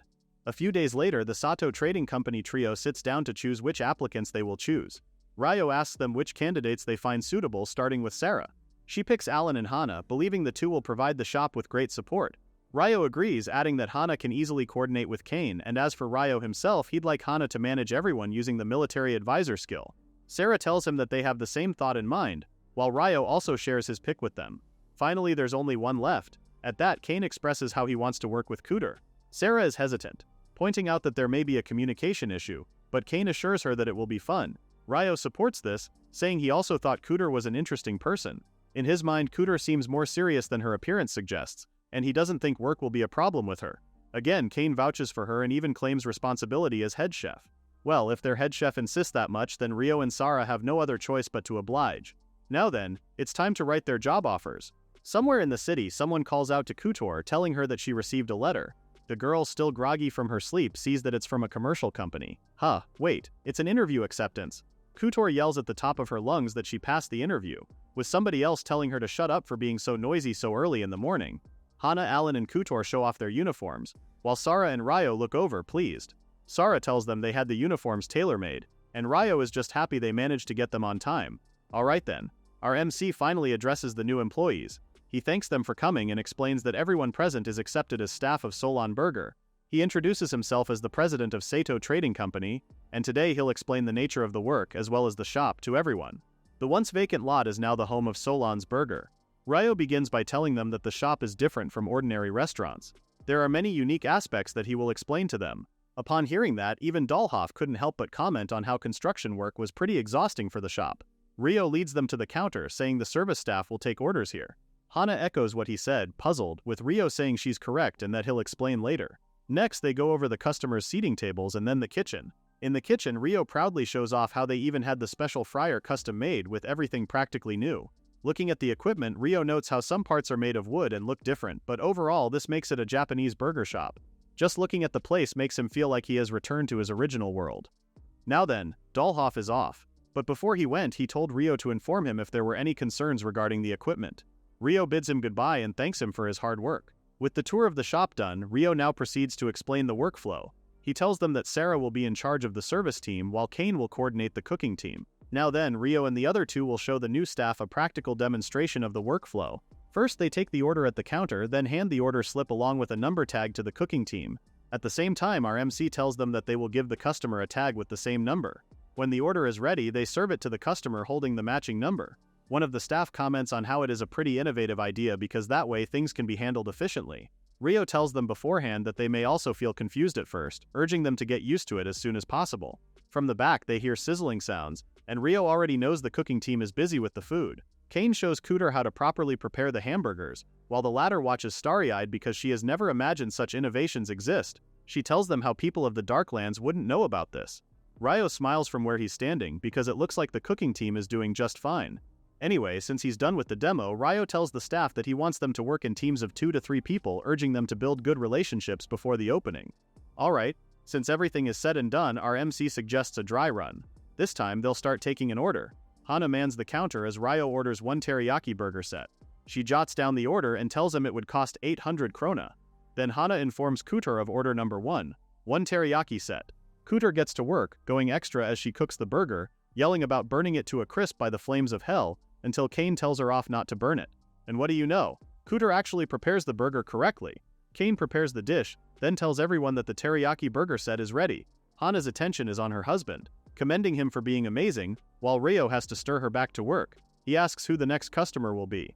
This time, Kane asks if Alan could play the role, and the latter easily agrees. Alan serves the teriyaki burger set with a strained smile, so Ryo has to tell him that the expression he's making is a little scary.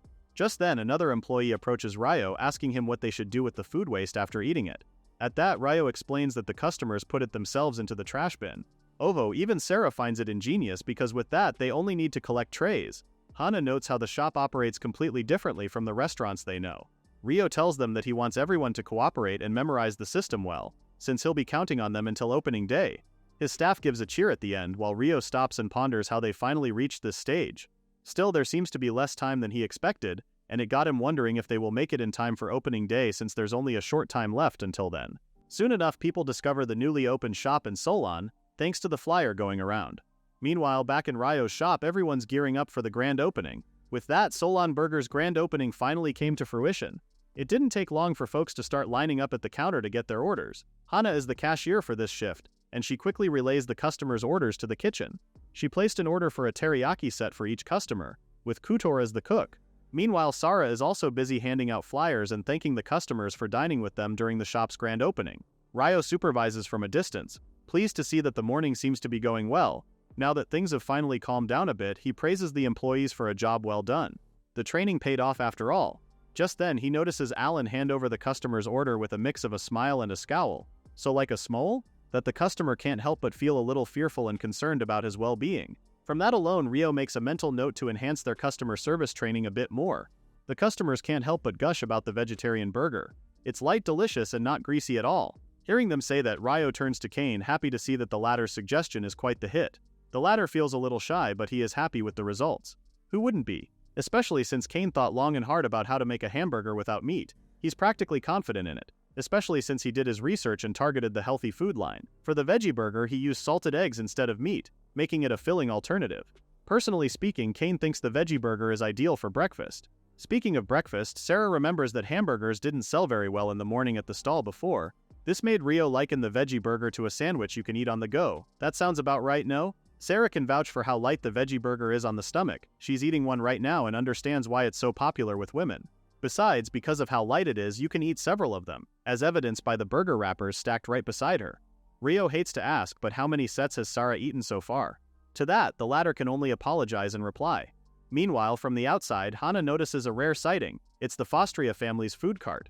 But what makes it even rarer is that it stopped right in front of their shop. A second later, Lord Cerrito emerges, immediately asking if Rio is there. Unexpectedly seeing royalty out of the blue caused the employees to panic. Hana rushes to the back of the kitchen calling out to Rio, then stuttering the rest. You can imagine our MC's worry when he sees Hana like this, asking her what happened. Lord Cerrito happened. That's what. The nobleman happily greets Rio, congratulating him on the shop's opening. He may be kingly now, but Lord Cerrito is actually in disguise right now, so he asks Rio to keep quiet about this. Our MC has more important things to think about right now. For one, will His Majesty's cart be okay? But trivialities aside, the nobleman asks if he could have a burger ASAP. Rio, loyal to the system he introduced, says he'll take the nobleman's order right there. While they were talking, both Hana and Alan couldn't fully grasp why their employer was casually talking to Lord Cerrito. Actually, the nobleman still lined up, curious about this strange and interesting system they're using at the shop. With Hana at the counter, he takes Lord Cerrito's beef burger set, with the former a little shaken by his presence. After ordering, Rio leads Lord Cerrito to his seat, and again the latter is fascinated by the shop's interiors. Soon enough his order came, and the awkward Alan was still the one serving it. He may be smiling, but his brows are furrowed, and most importantly, he's on the verge of begging someone else to take over for him. Good for him, Lord Cerrito's focus is on the food, huh? Speaking of, he notes how this burger doesn't differ much from the ones he had before. Well, there's only one way to know the difference, and it's to taste it right away. As soon as he takes a bite, he's instantly blown away. Like the pork, this beef is completely different in terms of fat content. An excellent dish. Rio is happy to hear positive reviews from Lord Cerrito, with the latter once again asking if our MC would let him in on where he gets his supplies. And just like before, Rio maintains his company's secret. Lord Cerrito is now enjoying his fries, and from the back, Kudor couldn't believe that he's eating the fries she cooked. Kane had to remind her to stop staring since it's rude, but it was too late. Lord Cerrito already noticed her. Lucky for her, Lord Cerrito is amiable, asking Kudor if she was the one who cooked the food.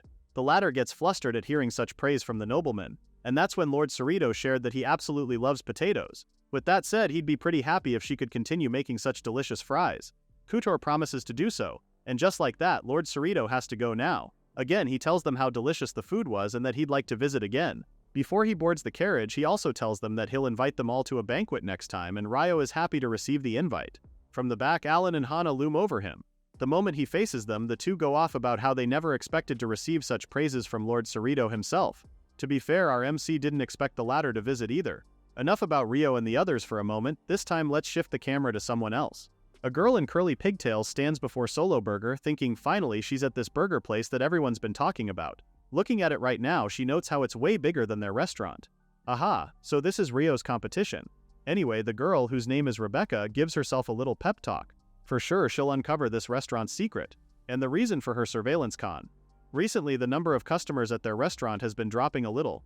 You see, talk of Solon Burger had reached their restaurant. How can it not, when the whole city is talking about it? Her parents told her then that they just can't sit around and feel at ease in their own restaurant. Being the feisty girl that she is, Rebecca will not stand for this since their home will be in danger. With that said, she says she'll investigate this new restaurant herself. Back to the present, she remembers her bold proclamation vowing to restore peace to their family with her own hands. Suddenly, she hears someone call her attention, snapping her back to reality. One of the employees served her order, a hamburger set. Rebecca's surprised at the fast service, but no, she won't be swayed easily. Sure, the serving speed is acceptable, but she believes that food made in such a hurry can't possibly be delicious. Or so she thought. Just one bite of the burger, and Rebecca can already see stars. It's that delicious. Arg, what the heck is this? She can't believe it. The poor girl is going through it right then and there, out in public, leaving a few of the customers concerned for her. Anyway, back to her food analysis. This burger is as tasty as the orc meat dish she once had in a high-end restaurant.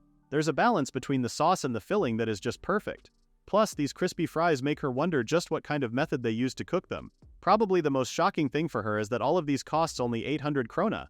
She looks at the menu and notices they have something called a vegetable burger, and it looks delicious too. But no, she needs to lock in. Rebecca, get your head in the game and don't forget your goal. She munches on her burger hurriedly, then sneakily makes her way to the back. The girl is determined to uncover this restaurant's secret no matter the cost.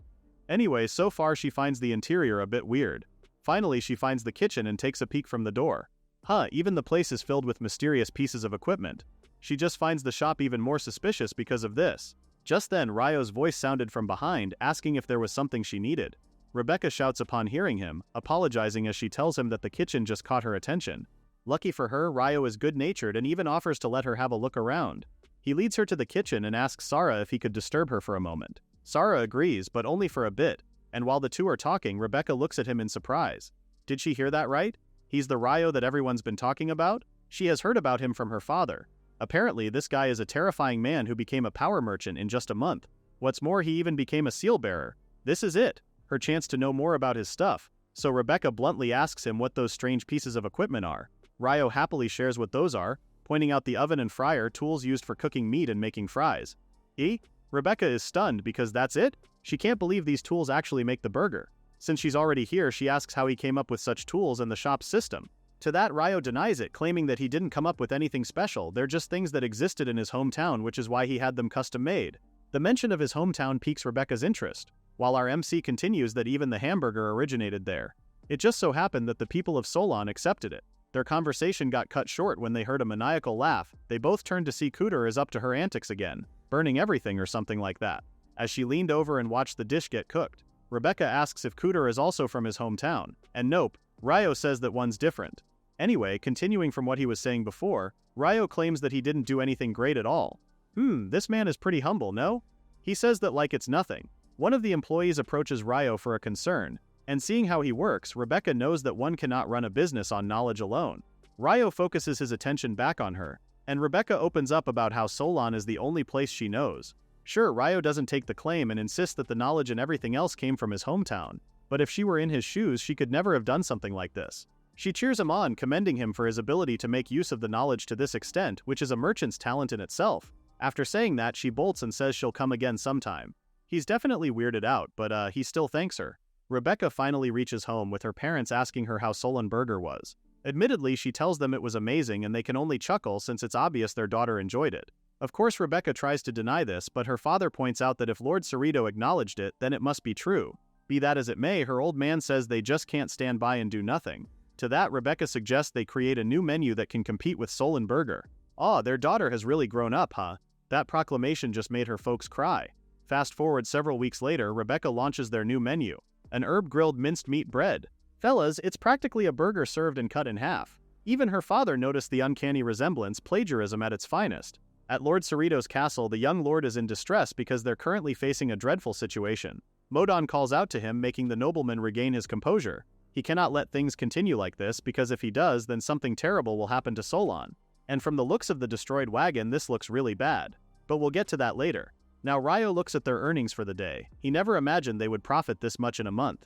Can you imagine? They earn about 1 million kronas a day. At this rate, paying the loan back won't be a problem at all. He jokingly mentions the establishment of the second store to Sarah, which she thinks is a good idea. However, she points out that if they decide to open a new store, then different problems will arise. Ryo counters, saying that following the same approach as this store should be enough. Sarah refutes, saying that within Solon itself it might be difficult. If they increase the number of stores in the same area, they'll end up competing for customers and stealing from each other. Now that she mentions it, that's true. But that's not all. Sarah says hamburgers won't sell easily in the suburbs, and if they build one, they'll inevitably have to build it near here, which makes it even harder to ensure profitability. This is much more complicated than Ryo initially thought. And ultimately, Sarah thinks that if they decide to move forward, it would be better to expand into another city. But to do that, they need time and money to research the city. Sarah adds that there are other risks as well. Monsters. Merchants always face the risk of being attacked while traveling. Wait, did she say monsters? The mere mention of them got Ryo shaking, though Sarah says serious damage is pretty rare in cases that do happen. Still, they'll have to hire guards, which costs money. Ryo can only scratch his head as he realizes opening another shop isn't that simple after all. In any case, for now, it's best they further develop the store and safety first. Then the two hear a rumbling sound, leaving them feeling puzzled. Not a moment later, Hana appears and tells them there's an emergency. The two get up from their seats, asking the former what happened, but all Hana can say is that it's serious. Apparently, they received a message from the Merchants Guild urgently summoning the president and vice president of Sato Trading Company. What's more, it's a direct request from Lord Cerrito and the guildmaster himself. Naturally, Ryo and Sarah head straight to the guild, where they meet with Doyle, master of the Merchants Guild, and Lord Cerrito. It was Ryo's first time meeting the former, so he's a little stiff, but Doyle tells him there's no need to be so tense. The guildmaster urges them to have a seat and get comfortable while they're served tea. Anyway, the two are curious why they were suddenly summoned, but Doyle hesitates, turning to Lord Cerrito. The latter begins and tells them that there was an accident a few days ago. There was a trade caravan that was supposed to transport wheat to Solon, but monsters destroyed almost all of the wagons. Oh no, so does this mean Solon's wheat supply will run short? Lord Cerrito confirms what Rio had just said.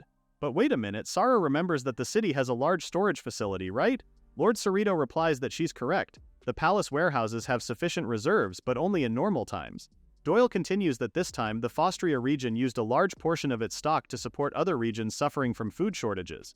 The caravan that was attacked was also meant to replenish the stock. Rio cuts in asking them how much wheat is needed. Doyle says they need about 200 trons, an amount enough to feed Solon's 35,000 residents for 2 weeks. Wait, that's a lot. Sarah points out that even if they ask every trading company in the city, it wouldn't be enough. This problem can no longer be resolved by ordinary means, which explains why they came to Rio for consultation, right? Finally, they get straight to the point. Doyle asks if our MC has a way to obtain a massive amount of wheat. Can't he use his power to find a solution to this situation? Doyle asks him to help save Solon. For Solon's sake, Doyle asks if Rio could help them supply the city with wheat. And if such a request is possible, the guildmaster also asks how much he can provide. To that, our MC tells him that he'll have to check first, as Rio pulls up his status screen. So far, the total current MP points are a little over 40,000. So if one MP produces about 800 grams of wheat, then they should be able to prepare the amount within 3 days. But then again, as the guildmaster, Doyle begs again, hoping Rio would use his skill to help them solve this problem. Our MC turns to Sarah for confirmation, and the latter gives him a slight turn of the head, so Rio tells them to give him some time to think. He needs to gather the opinion of the Sato Trading Company first before he can give them an answer. The guildmaster understands and already has a room prepared for them. With that, he still hopes that the Sato Trading Company will give a favorable reply. As soon as they were alone, Sarah explicitly told him that she was against this because this whole thing could expose his food cart skill to everyone. He's pretty much aware of that himself, but Sarah continues that the food cart skill is dangerous. No, it's far more dangerous than Rio can even imagine. If he wished for it, he could create an enormous fortune out of nothing or even destroy the entire market. And if this skill becomes widely known, someone will surely try to exploit it for evil purposes. If that happens, Ryo's life will be in danger. Admittedly, she knows Rio is the only one capable of saving the city, but still she's worried for him. Rio understands where she's coming from, and even he knows that everything she said makes perfect sense. However, he can't just ignore this as if nothing were wrong. If he's the only one who can do it, then he wants to save everyone in Solon. Sarah is touched by his intense desire to save the city, but then again, this has always been who he is. This kindness is the same kindness that once saved Sarah's life after all. Okay, she's on board, and she has an idea. A little while later, they emerge from the meeting room.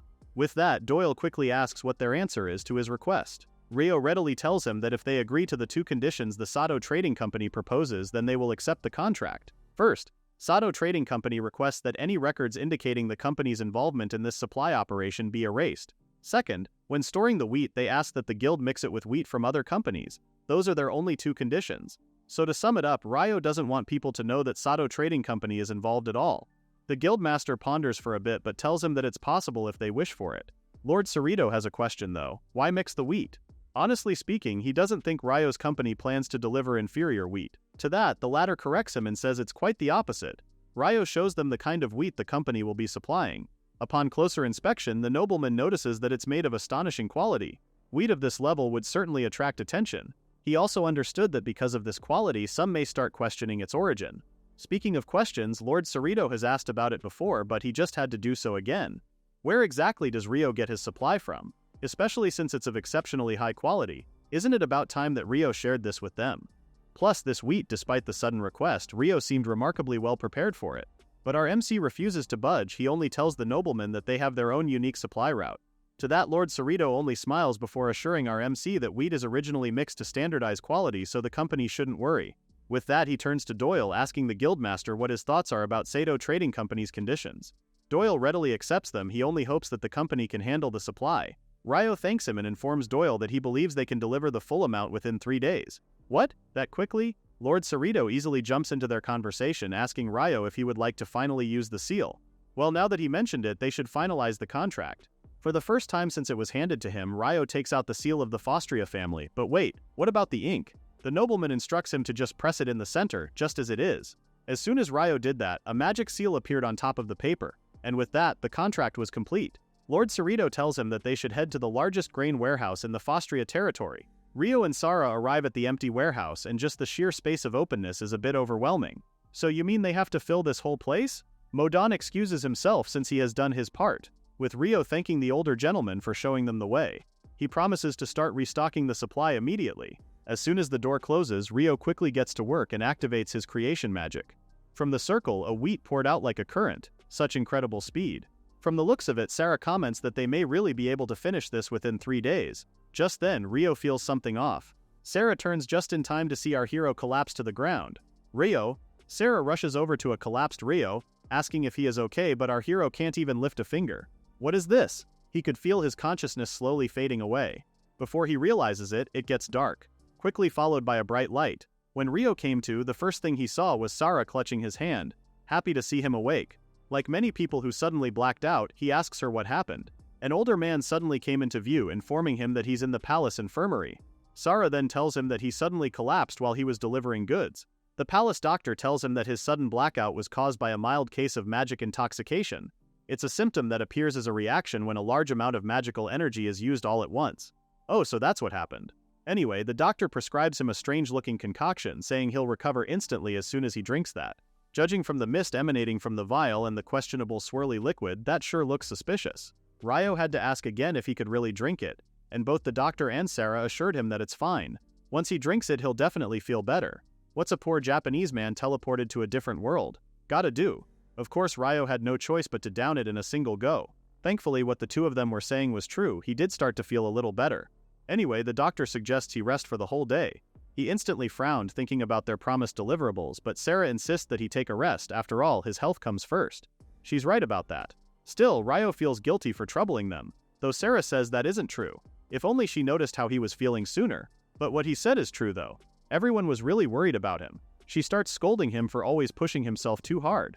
It even came to a point when she was left wondering what if he didn't wake up and just stayed like that. Rio admits he became overconfident in his own strength, and for that he apologizes to her and to everyone.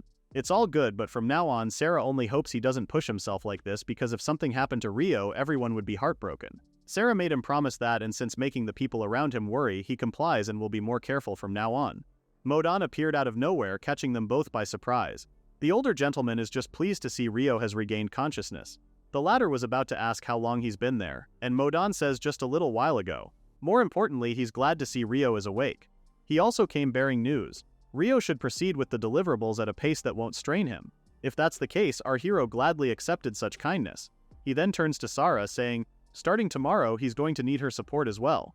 The next day, Rio immediately got to work, but unlike before, he now paces himself with Sara supporting him. It went on like this until 5 days later, when they finally finished filling the warehouse with wheat. It's done. Suddenly, Wild Lord Cerrito appears from behind. The nobleman commends Rio for a job well done in a short time. Even now, when he's seeing all this wheat before his eyes, Lord Cerrito still can't believe it. If it weren't for Rio, the city could never have been saved from this food crisis. So on behalf of the Fostria region, the nobleman expresses his heartfelt gratitude by bowing his head to Rio. Both Rio and Sara panic because someone of Lord Cerrito's standing is actually bowing to them. But the latter says it's only natural since he's bowing to the savior of the Fostria region. Again, Lord Cerrito thanks him, which Rio does too. The nobleman extends his hand to Rio, saying he hopes they can maintain a good relationship both in and out of work. Our hero grabs his hand and shakes it, looking forward to working with Lord Cerrito from here on out. With the deliverables done, Sara and Rio both head home. Hana was the first to welcome them back. Rio apologizes for leaving everything to her for a while and quickly asks how things are. Hana assures him that everything was handled well. Feeling guilty that they were gone for so long, Sara says they'll both head to the shop right away, but Hana has a different idea in mind. She hands the latter a pair of theater tickets she got from a friend. Since she and Kane don't have matching shifts that day, Hana asks if Rio and Sara would be willing to take the tickets instead. But upon hearing her concern, Rio is about to suggest changing their shifts, but Hana could only sigh. These past few days, she knows he's been working on behalf of the guild, and on top of that, he's been working at the shop non-stop too. With that, she insists he take a break even for just a little while. Crap, Rio realizes once again that he also made Hana worry, so to appease her, he decided to take the tickets. Hana turns to Sara and says she should also go. Doesn't he want to go with Rio, just the two of them? That commentary left Sara flustered and defensive, saying that's not the case at all, but Hana knows better. Besides, who knows? They might enjoy their time off together. The next morning, the pair meets up at the shop so they can head out together. Sarah came in a bit late, feeling sorry for making Rio wait. She didn't expect that it would take her a bit longer to get dressed for today. It's worth it though, since Rio compliments her on how the dress really suits her. She thanks him, and with that they finally head out for their well-deserved day off at the theater. On the way, Sarah can't help but gush about her excitement over this. It's been so long since she last watched a play, after all. Rio asks if she likes theater, and the latter replies that she loves it a lot. When she was still living in the village, traveling theater troupes would come sometimes, and as a kid she always waited for them eagerly. She then asks Rio if he watches plays often. Rio ponders for a bit, admitting that he doesn't. In fact, he thinks he hasn't seen a play since he was a child. Sarah's eyes widen in shock, prompting Rio to ask if it really was that weird. As a theater enthusiast, Sarah points out that he's missing out on a lot of life's enjoyment if he doesn't watch theater. Her eyes sparkle as she talks about the troupe they're about to see. They're amateurs, but they're pretty well known. Plus, this is her first time watching them too, which makes her pretty excited. Heh, so that troupe is that popular, huh? Hearing Sarah say that is enough to make him excited too. Just then they spot the theater. From the looks of it, a lot of people have already arrived. Surprisingly, she didn't know the theater was this close to them. Sarah's eyes twinkle. She starts to rush over there, eager to get good seats, so Rio has no choice but to hurry as well. Thankfully, they found some decent seats where the view looks good once they're inside. Their butts had barely touched the seats when Sarah went off about how this play seems to be about forbidden love between two rival noble families, which is pretty similar to Romeo and Juliet. How painful, right? Rio just quietly listened as she rambled on, but since it's about to start soon, even he's starting to get excited. Fast forward to the middle of the play. The female lead laments about how, despite their fateful encounter, fate is so cruel. At the mention of that, it makes Rio think about how if he hadn't met Sarah back then, what would his life be like right now?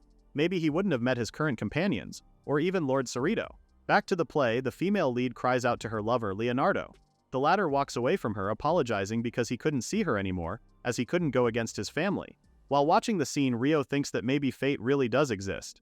Sarah notices that he seems to be zoning out, so she calls him out. Why is he so distracted? They're at the best part right now. With that, he apologizes and turns his attention back to the play, but before that he points out her hand clutching his elbow. Sarah has never moved that fast in her life, her hands flying back to her because, promise, she didn't mean to do that. Soon the show wrapped up, and as soon as the curtain closed, Sarah bawled her eyes out. She keeps crying over the male lead, Leonardo. Rio also never imagined the story would end like this. While Sarah continues to lament how Leonardo chased after his lover and threw himself after her, suddenly she turns to Rio, demanding that they're going to talk about their opinions after all this, right? Well, if they were going to do that, Rio suggests they grab something to eat before they head back. Outside the city square, Sarah noticed something. Someone's carrying a Solon burger bag. Looking at it just makes Rio realize how moments like this really make him feel glad that he opened the shop. Sarah agrees. For her, it makes her feel more motivated to work hard. It really makes him feel like he has become a true resident of Solon. Plus, the reason he has come this far is that he met Sarah. She's taken aback by the sudden deep talk, so Rio admits that he was thinking about that while watching the play earlier. To him, it felt like it wasn't just a simple coincidence. To that, Sarah answers that even if it was just a coincidence, she promises to always stay by Ryo's side. That fact will never change. He smiles, and with that he suggests they start their discussion about today's impression, getting Sarah all excited for their drinking session later on. After their day off, Rio and Sarah went back to work the very next day. Now Rio is busy serving orders to their customers. Hana came in just in time to inform him that it's almost break time. He tells her to make it their lunch break. They eat together, and while doing so, Sarah goes on about how hamburgers are always delicious no matter how many times you eat them. Rio had to ask if she's okay because isn't she eating a little too much? Sarah replies that strangely enough, no matter how much she eats, she never gains weight. Sarah is living our dream. Even Rio comments on how he wishes he could say something like that. Hana, on the other hand, shares how she feels her pants have gotten much tighter lately. Rio had to explain to them that potatoes are basically pure carbohydrates, so you have to be careful with them. At that, both ladies stopped and looked at him. Carbohydrates? What's that? Sarah asks. Oh yeah, Rio forgot that he came from a different world. He elaborates that foods like wheat and potatoes are things that get converted into energy. Cutting back on them helps when dieting. This is the first time the ladies have heard about this. They didn't know people thought about food like that. Just then Alan appears, apologizing for disturbing Rio during his break. As always, Rio gets up and asks what happened, concerned about the shop. The former has a hard time explaining, and yeah, we get why, and it's because of the next panel. Lord Cerrito waltzes in, looking a lot more like Majin Buu in Noble's clothes as he comes in happily asking to eat some freshly made fries. Everyone's mouths hang open upon seeing the nobleman, because not to body shame or anything, but how did he blow up like this? Rio had to ask if he really was Lord Cerrito, and the latter proclaims that it's really him. To that, Mondo steps in, distressed as he admits that he can't overlook this anymore. What should they do about Lord Cerrito Gay even Modon? Lord Cerrito is too shocked by the older man's honesty. So yeah, the thing is, Lord Cerrito ate too many fries and burgers, which led to his sudden weight gain. I mean, how can he not? It turns out Lord Cerrito had burgers and fries as snacks or little treats before bed. Mondo admits his mistake is that whenever he saw the young lord enjoying his food, he couldn't bring himself to stop him. Well, now that Ryo realizes it, Mondon has been coming to the shop to buy those every day lately, huh? The older man can't help but weep because at this rate the young lord's current physique could affect his duties as a ruler. Obviously, this is a pretty serious matter. Ryo decided that he'd do his best to help. The words have merely gone out of his mouth when Mondo grabs both of his hands and thanks him. This is a lifesaver, especially since they were just talking about dieting earlier. Lord Cerrito, who heard everything, asks if they could make an exception for potatoes, with Ryo replying that they'll cut back on that one for now. With that, Ryo relays everything that happened at the back of the house. Sara never imagined that Lord Cerrito's physique had gotten this bad, though Hana doesn't find it surprising. On his part, Ryo wanted to come up with some diet recipes that wouldn't be too hard to follow, prompting Kane to ask what the former's plan is. Actually, our MC already has an ingredient he wants Kane to use, handing it to him. It's tofu.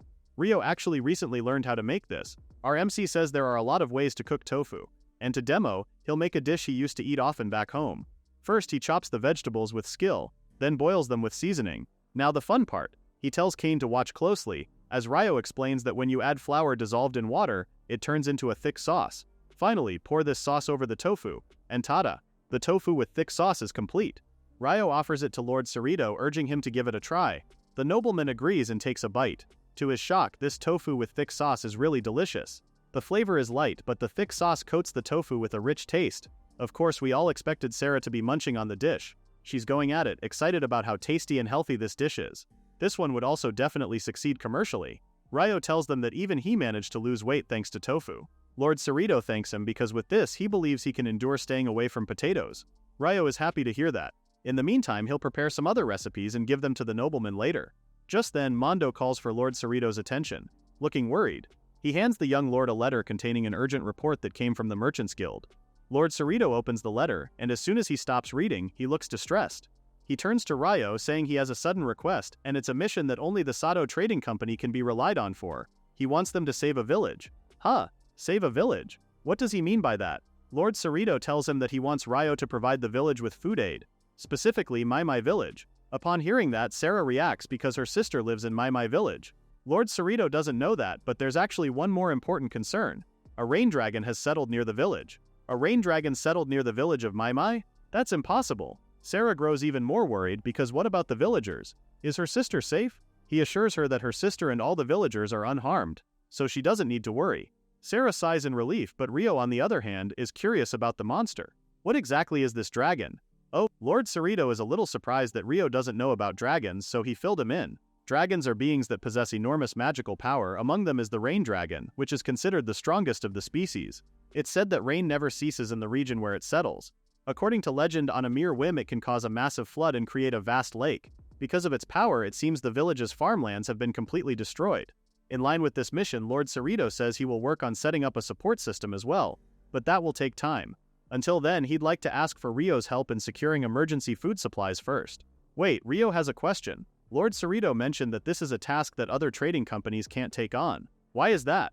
Sarah answers instead, saying it's because no company wants to accept this job. The nobleman admits that what she said is true. Emergency requests like this carry great risk and bring almost no profit. On top of that, securing transportation routes is extremely costly and the distance is very far.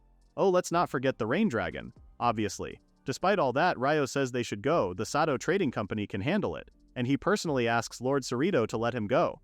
The latter warns him that the rain dragon is truly dangerous, and it could put Ryo's life at risk. Even so, will he accept the mission? Our MC is confident that he can accomplish it. Besides, he has no reason to refuse because this is for Sara's sake too. The nobleman smiles, commending him for always taking on the extraordinary with astonishing confidence. All right, Lord Cerrito will provide him with all the support he can give. They shake hands, and in this matter the nobleman leaves it all in Ryo's hands. Ryo quickly relays the situation to his staff, apologizing to Hana that they'll be away again for a while. The others didn't have any qualms about it, given how it was a direct request from Lord Cerrito himself. However, Hana admits that she didn't expect a dragon to be involved in the issue. But more importantly, she asks what will happen to the shop while Ryo and Sarah are gone. Now that she brought it up, Ryo says he'd like to temporarily entrust the shop's management to Hana's capable hands, much to her shock. Ryo tells the latter how she is always keeping a close eye on everyone, thanks to her skills. Sarah also trusts Hana completely when it comes to managing accounts. Kane adds that he'll also do his best to support his wife. Cooter cuts in proclaiming that she's here too, and she'll happily wipe out any threat no matter what it is. Okay, that was awkward. She reverts to her shy self, apologizing for going overboard again. Rio says it's fine since they will also be counting on her too. Hana assures them that they'll be fine, just leave the shop to them. Rio thanks her, and with that he heads out with Sarah. But first they do a little shopping. After they've put away the crates, Sarah suggests they review everything given how the rendezvous is at dawn. But looking at all the materials they bought, these are cooking tools and tableware for the villagers. On the other side, they have clothes and daily necessities as well as medicinal herbs and camping equipment. Sarah wonders if they could really carry all of this. But to Rio, of course, it's no problem. He uses his storage magic to what else? Store all of the materials in it. Sarah has seen that before, but looking at it now, she's surprised how everything really fits inside. Personally speaking, Ro also doesn't know the limits of his ability anymore. What he does know is that it seems his food cart skill has leveled up quite a bit. They don't even need to buy a tent anymore. With a wave of his hand, Ryo turned the cart into a tent, thanks to form change. Sarah quickly peeks inside and oh my gosh, this is quite an unbelievably luxurious tent they got here. Ryo adds that what makes it even better is that it's also infused with magic. With this, he believes their journey will be safe. Sarah compliments him, saying he has become far more reliable than before, while he vows to protect everyone, including Sarah's sister, with this power. With that, the two boarded their wagon and headed out to Mai village. They have no idea that apart from monsters, there are other concerning things in the forest, like thieves. In fact, two of them have been eyeing Rio and Sarah's wagon from a distance. For them, it's their lucky day since a weak merchant wandered right into them. They stepped out from the bushes they were hiding in and blocked our MC's paths.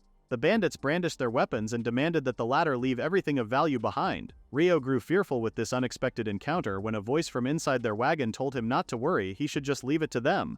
One of the bandits was telling them to hurry up, but a moment later something struck and knocked him down. Huh? What the? His companion does a double take. Do they have escort guards? True enough, they do. A hand grabs the remaining bandit's shoulder as the owner of the said hand says these bandits are pretty gutsy to challenge an S-rank party. Just like that, the small fry evil is defeated. The bandits are tied up in the next panel as Rio thanks the party for their help. Well, it was no biggie for them, that was easier than breakfast. Sarah chimes in saying she didn't expect that the witch's staff party would protect her and Rio. She's heard all about their group from all over the region. Not Rio though. He turns to Sarah, whispering if these guys are really that amazing, so Sarah tells him that they're not just amazing. In this region there are only 3 S-rank parties in the kingdom, and all 3 of them are famous. Rio gasps as he realizes this group before them is actually one of those parties. At that he hears someone chuckle from the side. It's Emil and Yuffie, members of the party, amused at Ryo's cluelessness. They didn't mean any harm by it though, it's just that they could hear what Ryo and Sakura were whispering about. Their leader Lun sits right next to another member, Damien. Lun knows that Ryo is from a distant land, so it's only natural for him to be unfamiliar with the witch's staff. On the other hand, Lund and the others have actually heard a lot about the famed Sato Trading Company. Word on the street is that the company is the rising star Solon is counting on. This is the first time Ryo has ever heard of that. Honestly speaking, Lund finds that hard to believe, but after seeing the enormous toolbox he's convinced. After all, it's a skill that every adventurer dreams of. Yuffie adds that toolboxes themselves are pretty rare enough as it is, but Ryo's toolbox is on another level. What's more, she could tell that the tent is enchanted with powerful enhancement magic. Whoa, just hearing all that makes Damien praise Rio even more. Anyway, Lund suggests they continue tomorrow and rest for today since it's already dark out. Ryo feels thankful for their group's help, so as a token of appreciation he asks them to let him treat the party to dinner at his restaurant tonight. Oh, that piques Lund's interest. The group is about to experience a life-changing event. As usual, Ryo serves them his signature dish and urges them to try the hamburger. Emil and Yuffie each take a piece and look at the burger curiously. They've heard rumors of this so-called burger before, while Emil is impressed by how fresh food can actually be stored. Lund opens his mouth wide and takes a big bite along with the others. As usual, the foursome is shocked by how good it tastes. Like many others, they couldn't believe how the meat was overflowing with juice and how the ingredients blended perfectly. Damien even went as far as to say that even in the capital it's rare to find food this good. Lund is already looking forward to the next serving, asking if there are more burgers. Emil also jumps in saying she wants some more as well. Ryo assures the group that there's plenty more where that came from, so there's no need to rush. Now that Lund got a taste of Ryo's burger, it's no wonder that they call the latter a rising star given his skill and reputation. Now he understands why the regional governor acknowledged Ryo. With that said, the leader quickly asks our MC if he would like to join the witch's staff. Lund is pretty confident Ryo is well suited to the adventurer profession. That invitation made our hero spit his drink out because what do you mean, he's suited for the adventurer profession? What part of Ryo's body screams that? Ryo can only tell the other man not to joke like that. leaving Lund a little disappointed at the abrupt rejection of his invitation. Several days later, at last, they finally got out of the forest and were nearing Maimai village. As soon as they reached the town proper, they looked for a place to stay for the night, with the intention of planning tomorrow. Sarah notices how the weather has gotten worse, with Lund saying that it must be due to the influence of the rain dragon. Sarah only hopes that her sister is safe when suddenly they hear a crashing sound. What was that? From ahead they see people clamoring about with voices warning the others to get back since it's dangerous. Then they finally see the cause of all the ruckus. The bridge has collapsed. At the other side of the village, some of the farmers look out at the fields depressed because it looks like the rain isn't going to stop. The other one laments how his fields have been completely ruined because of this rain. Speaking of ruin, Sarah notes how the bridge leading to the village was destroyed by the rain. Looking at it right now, she has no idea when aid from Solon will arrive. The others are also distressed because what are they supposed to do right now? Just then they see a carriage approaching from a distance. It soon stopped, and Sarah dashed toward it as soon as she saw her big sister. The carriage took them to a certain mansion within the village. There they meet Justin, the governor of Maimai village, and his wife Luna, who is also Sarah's big sister. Justin shakes Rio's hand, thankful for making the trip all the way to their village. The former admits that if things continued like this, they have no idea what the village would become. Rio introduces himself as the president of Sato Trading Company, and adds that he personally asked Sarah to be the vice president of the company. Justin chuckles in relief because he never expected his wife's younger sister to come and save them. Sarah, on the other hand, is busy with her older sister. She's relieved to see Luna is safe. Luna also feels the same, seeing how her sister and the others are finally here. But wait, they heard that the bridge collapsed, so how did Sarah and the others make it to the other side safely? Well, to answer that, let's wind it back to a few more panels. So the bridge collapsed, right? This time it's Yuffie who stepped up, saying she'll fix it. She puts a seed on the ground and starts chanting. As soon as she did, the seed sprouted, and out came large vines that reached out to the other side, thus making a new bridge. Rio relays the story to Luna, impressed by the unbelievable power of magic. Lund explains that they were summoned to the village because they can use magic related to engineering and construction. So when it comes to the reconstruction of the village, just leave it to them. Emile, on the other hand, says she specializes in combat. Well, that's nice to hear and all, seeing how they look reliable, but she informs them that the village's situation isn't very good. Right now, most of Maimai village's fields are flooded and completely destroyed. Some houses in the lower areas have already submerged. Lund already saw the condition of the houses in the village when they arrived. Despite their conditions, he's confident that they can fix everything in 3 days. In just 3 days? Justin couldn't believe his ears. Damien says that for them, that's about the reasonable limit. Anyway, Lund says they'll start work tomorrow so Justin can rest easy. If that's the case, then the governor leaves reconstruction in their capable hands. This time, it's Rio who asks Justin about the food situation in the village. The latter says it's critical because their concern is not only the fields but even the stored provisions have been almost ruined by flooding. As a result, they're trying to ration, but if this continues, they'll reach their limit soon. Oh no, this is much worse than Rio initially thought. Okay then, the first thing they need to prioritize is food distribution. He suggests to Justin that they should start doing that right now. The governor is surprised, while Damien thinks it's a good idea. In fact, everyone's feeling pretty hungry right now. Like Justin, Luna is a bit skeptical since she saw that they didn't bring those kinds of supplies for them. Sarah tells her sister not to worry because Rio is handling it.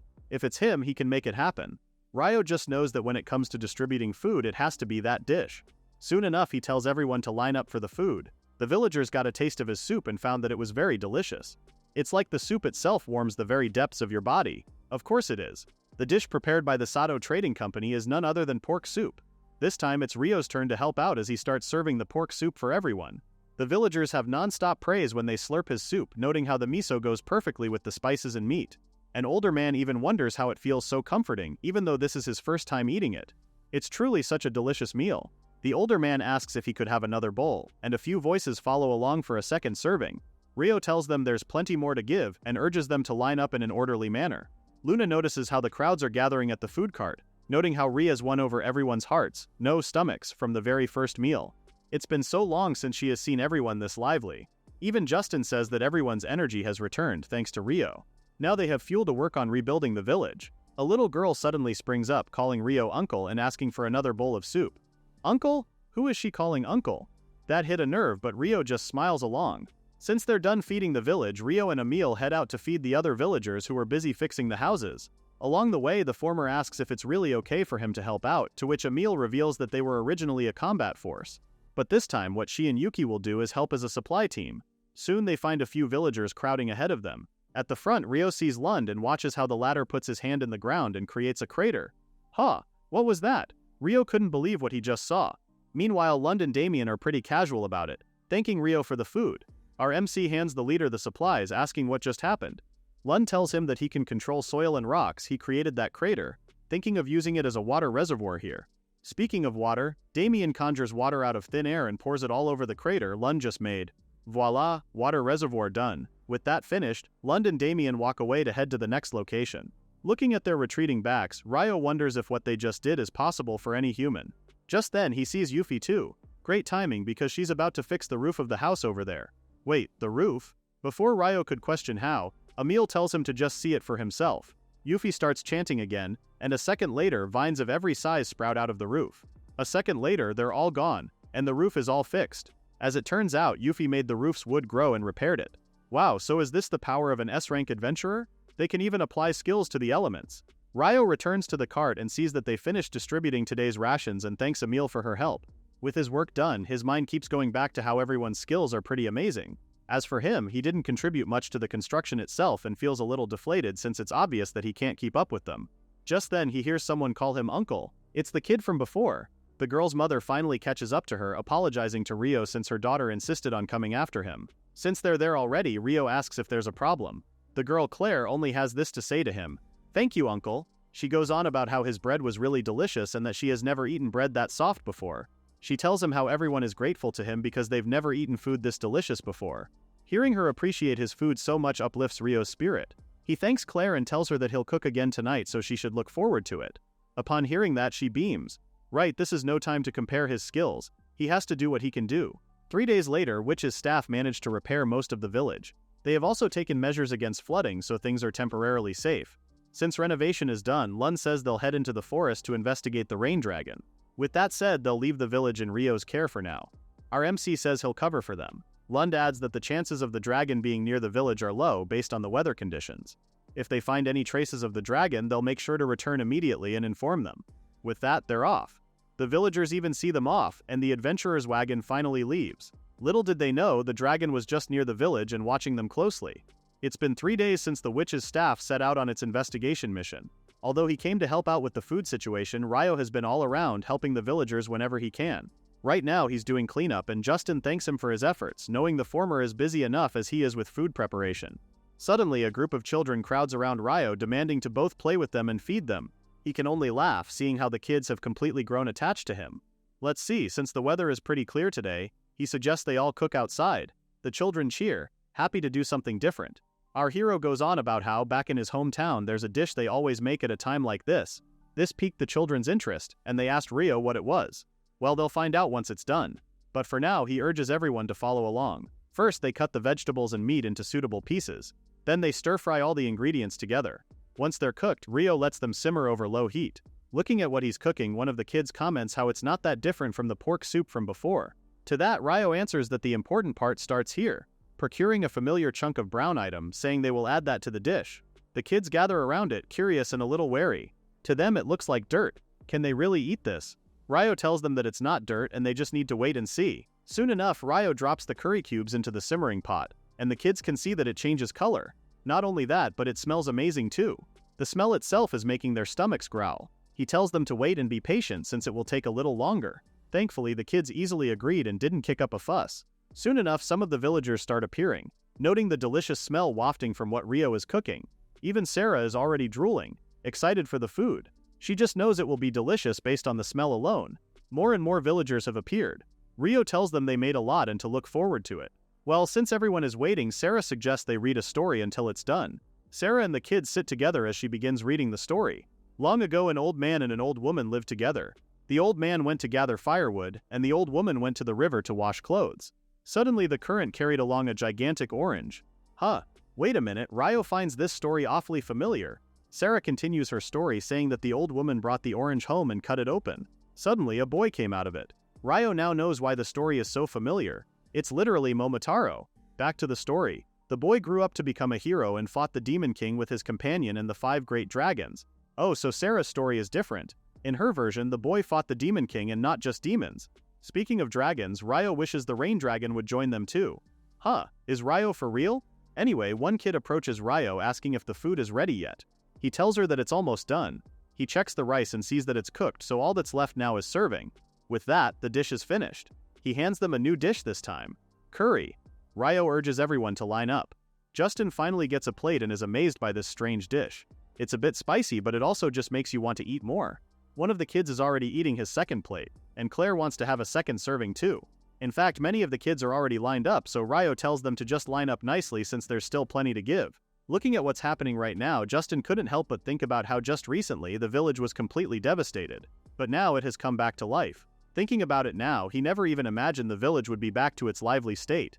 The villagers think so too, as they approach Ryo and tell him that his and his companions coming there was a blessing for them. With that, they thank Ryo from the bottom of their hearts. As usual, our modest MC brushes it off, saying he just made the food. Speaking of food, Ryo was just about to try his own curry when suddenly a shadow cast over him. He looks up, wondering why it suddenly got dark, and to his shock, it's the dragon. The monster communicates with Ryo telepathically, asking him if he was the one who made this. Because if he is, then the creature wants him to step forward at once. The dragon looms over Ryo, asking him if he was the one who made the curry, but the creature does not wait for our hero's response and commands him to come over quickly. In the face of such monstrosity, all Ryo can think about is why the dragon suddenly appeared. Did they do something to anger her? Whatever the case may be, he has no choice but to oblige the mighty creature. Ryo walks over to the dragon and raises his plate of curry for the latter to see it better. So much for seeing it better. Because before Ryo could understand what was happening, the dragon quickly slurped the curry in one go. As soon as the creature finished eating it, it roared at how delicious the curry was. Ryo takes this chance to ask if the dragon was craving curry, and surprisingly, it's exactly to the creature's liking. In fact, she wants more. At that, Ryo points out that there's some left, but he's not quite sure if it will be enough to satisfy the mighty dragon.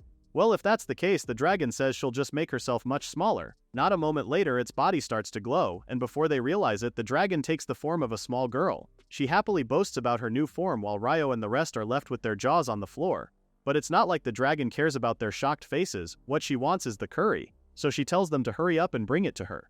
That snapped them back to reality, with Ryo offering to guide her to the castle where the remaining curry is. At the castle, the former dragon, now little girl, heartily eats the curry Ryo cooked.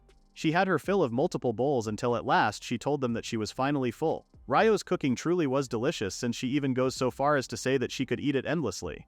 Our hero, on the other hand, checks the large stew pot, all clear of the curry he cooked. The mayor takes this chance to ask the girl if it's proper to call her Lady Amerio. Thankfully, she's not too fussy about titles and tells them they could drop the formalities. In fact, she encourages them to just call her whatever they like. Speaking of, she turns to Ryo, asking what his name is. The latter gives her his name, and that's when she decided that he should choose a name for her. Eh? Now that's a pretty peculiar request, right? Still, all he can think about is Rain Dragon. So ultimately, he asks if she's okay with the name Lady Rai. She perks up upon hearing that, yes, Rai is a fine name, so she decides that it shall be her name from now on. But to more important matters, the mayor then asks why Lady Rai suddenly came to the village this time. Rai relays how she was in the middle of fighting some adventurers in the forest when out of nowhere she caught the smell of something wonderful. She let her nose lead her, and that's why she flew straight to the village. At the mention of adventurers, Ryo became worried. Is Rai maybe referring to Lund and his companions? The girl is surprised to know that Ryo knows those adventurers, though she assures him that they were not hurt. After all, she just played around a little. Well, that's a relief to hear. Actually, it's been a while since she saw adventurers, and it's even rarer to see warriors with such skills, making her wonder just what happened. This time, the mayor does the honor of explaining the situation to Rai. As soon as he finished, Rai bowed her head in apology. What the? That's unexpected. Seeing her like this made Ryo and the mayor flustered. They urge her to raise her head as she asks if the destruction that befell the village was all her doing. As much as it pains the mayor to say this, he tells her that it is true. However, Rai admits that she never intended to cause harm and that, given the vastness of this forest, no harm would happen. But she's also aware that in her current form, her power makes rain fall unconsciously, and its effects spread farther than she can properly keep track of. On the upside, if she concentrates, she can stop the rain across this entire region, promising that this village will never suffer from flooding again. The mayor is more than happy to hear that, and even Rai wishes to avoid conflict since she dislikes it. With the matter settled, she turns to Ryo and asks if he wants to become her personal chef. A chef? This is because Rai wants to eat a lot of curry from now on. She has lived for so many years, but she has never tasted food this delicious before. As happy as he is to hear that, our hero was about to turn down the offer when she told him that she's not asking for him to do it for free. Instead, she wants to form a dragon's contract with him. Both Sarah and the mayor are stunned. Did she just say she wants to form a dragon contract with Ryo? For real? Ryo has no idea what that even means, echoing the words Rai just said to her. On the other hand, both Sarah and the mayor are on their toes because why would Rai want to form a dragon contract with Rio? Rai is a little surprised that our hero has no idea what this entails, while it looks like the other two know what this means. Sarah explains then, asking if she remembers the story she read to the children earlier, the tale of Momotaro variant. The legend is about the hero who defeated the Demon King together with a dragon. In that story, the dragon and the hero formed a bond of friendship to defeat the Demon King that is what's called a dragon contract. Sarah continues that a dragon contract is proof of friendship with a dragon, and up until now only one person has ever formed one, the legendary hero himself. So this just really makes our hero a canon hero, right? But apart from that, Ryo is more shocked at the fact that the hero really existed. He thought for sure the hero was just something from fairy tales. Then he turns to Rai, asking if she's really willing to form a dragon contract with him just so she can eat curry. The latter answers yes without skipping a beat. You can imagine how overwhelmed Ryo is feeling right now.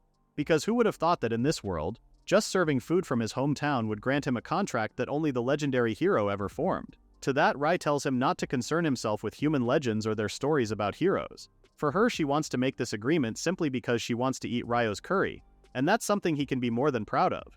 To be fair, Ryo points out that she also stopped the rain in the village, something he's grateful for. Rai promises to bring an apology gift later to make up for it. Alright, that's settled then. Ryo happily agrees to form the dragon contract with her. Rai shares the same sentiment, because this just means she could eat lots of curry. Now she instructs him to hold out his right hand, which he does. She takes his hand in his and starts chanting, and suddenly their joined hands light up. With that, she tells him that the dragon contract is done, so if he ever needs her, he just needs to call for Rai in his heart. The room illuminates again, and this time Ryo is seen sporting a new tattoo on his arm. This tattoo is proof of the contract, and it also signifies that from now on she and Ryo are friends. In Raya's case, she also tells him that she'll call him in his heart whenever she wants to eat curry.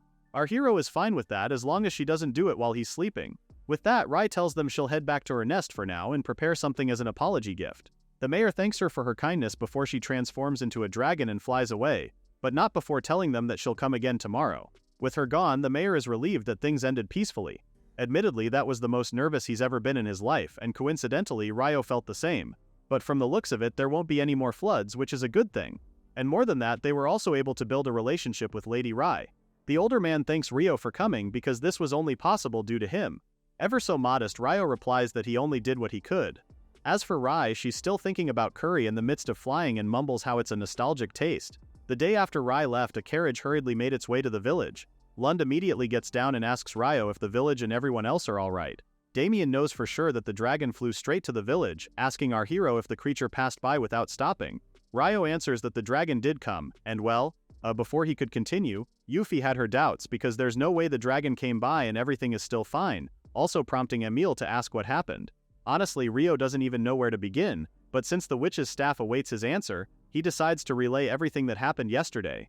So yeah, Ryo goes ahead and narrates the happenings from yesterday. Once he was done, the adventurers were all left feeling in disbelief. How could they not? They had a hard time processing the fact that Ryo became friends with the dragon, and as much as it's hard to believe, it really did happen. The tattoo on Ryo's arm is proof of that. Damien can only commend Ryo for being such an extraordinary person. Suddenly, Emile's ears perk up and she alarms everyone that the dragon is coming. It's heading straight toward them. The adventurers hurried to make their way outside, just in time for Ryo to land. Lund and his crew eye the dragon warily, while Ryo tries to explain the reason for the dragon's return. But when Ryo saw them, she remembered they were the adventurers she played with last time. She transformed into a little girl, apologizing for what happened that day. As an apology, she came bearing gifts. The shock on Lund's face was priceless. So Ryo dumps her gifts at their feet, urging them to take whatever they like. There's a treasure chest, a sword, a crown, and curious knickknacks on the pile. This is actually her treasured collection that she's very proud of. Ryo leans over and checks the items, wondering if there's anything in there that they could sell for a good price. On the other hand, there's Lund and Damien, who are still caught up with Rai's transformation.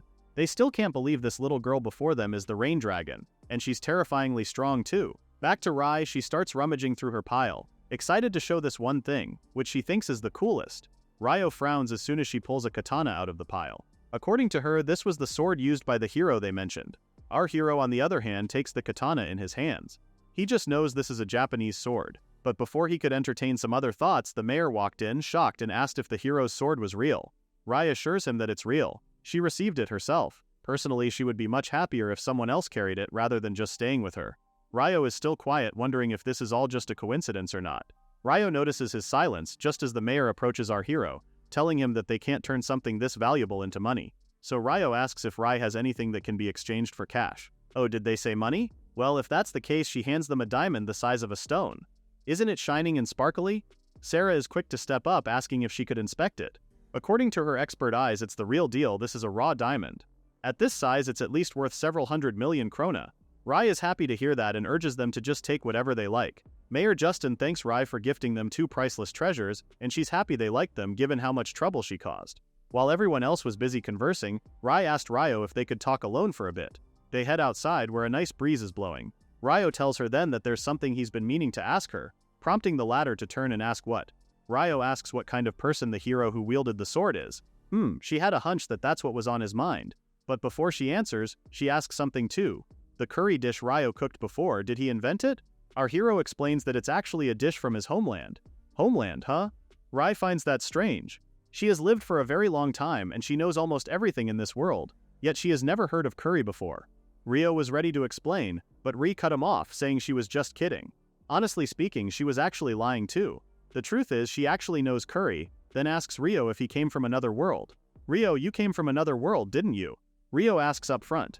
Our hero was so dumbstruck by such a question that he turned away, asking what she was talking about. Him? From another world? Come on. But in his mind, given Ryo's terrifying power and the fact that she knows curry, then maybe she really is a hero. Sensing his reluctance, reassures him that she's not going to eat him or anything of the sort. If that's the case, then yes, Ryo admits that he indeed came from another world. She asks about the place where he came from, so Ryo obliges her, sharing that it's a place called Japan, on a planet named Earth. He'd like to explain more, but he doubts she'd understand. For Rai, it doesn't matter because knowing this piece of information just confirms that Ryo and the hero came from the same world. That person, the hero, told Rai many years ago that he came from another world, a country called Japan. Ryo is astonished to learn of this, while she continues how the hero went by the name Sky, but his real name was actually Sora. She remembers how he had a lot of rare and strange knowledge, with the dish curry being one of them, but just to be clear, she tells him that Ryo's curry is unmatched. Our hero points out that maybe the curry back then tasted different because they were the ones who cooked it. Upon hearing that, she frowns, because why does Ryo sound as if he didn't make his curry himself? Before he could answer, she followed up, asking if that's also one of his skills. Caught red-handed, he can only laugh because it seems nothing could get past Ray. Since they're already at it, Ryo decides to divulge his secrets. Upon hearing it, even Ray herself is impressed at his unique skill, allowing him to produce food from nothing. It completely surpasses the laws of this world. But then again, it also explains why Ryo's cooking is so delicious. In all honesty, she never expected to see a skill of this level again. Wait, did she say again? Ryo says he heard it right. Sky also has a similar skill, but unlike Ryo's, the former skills were dangerous.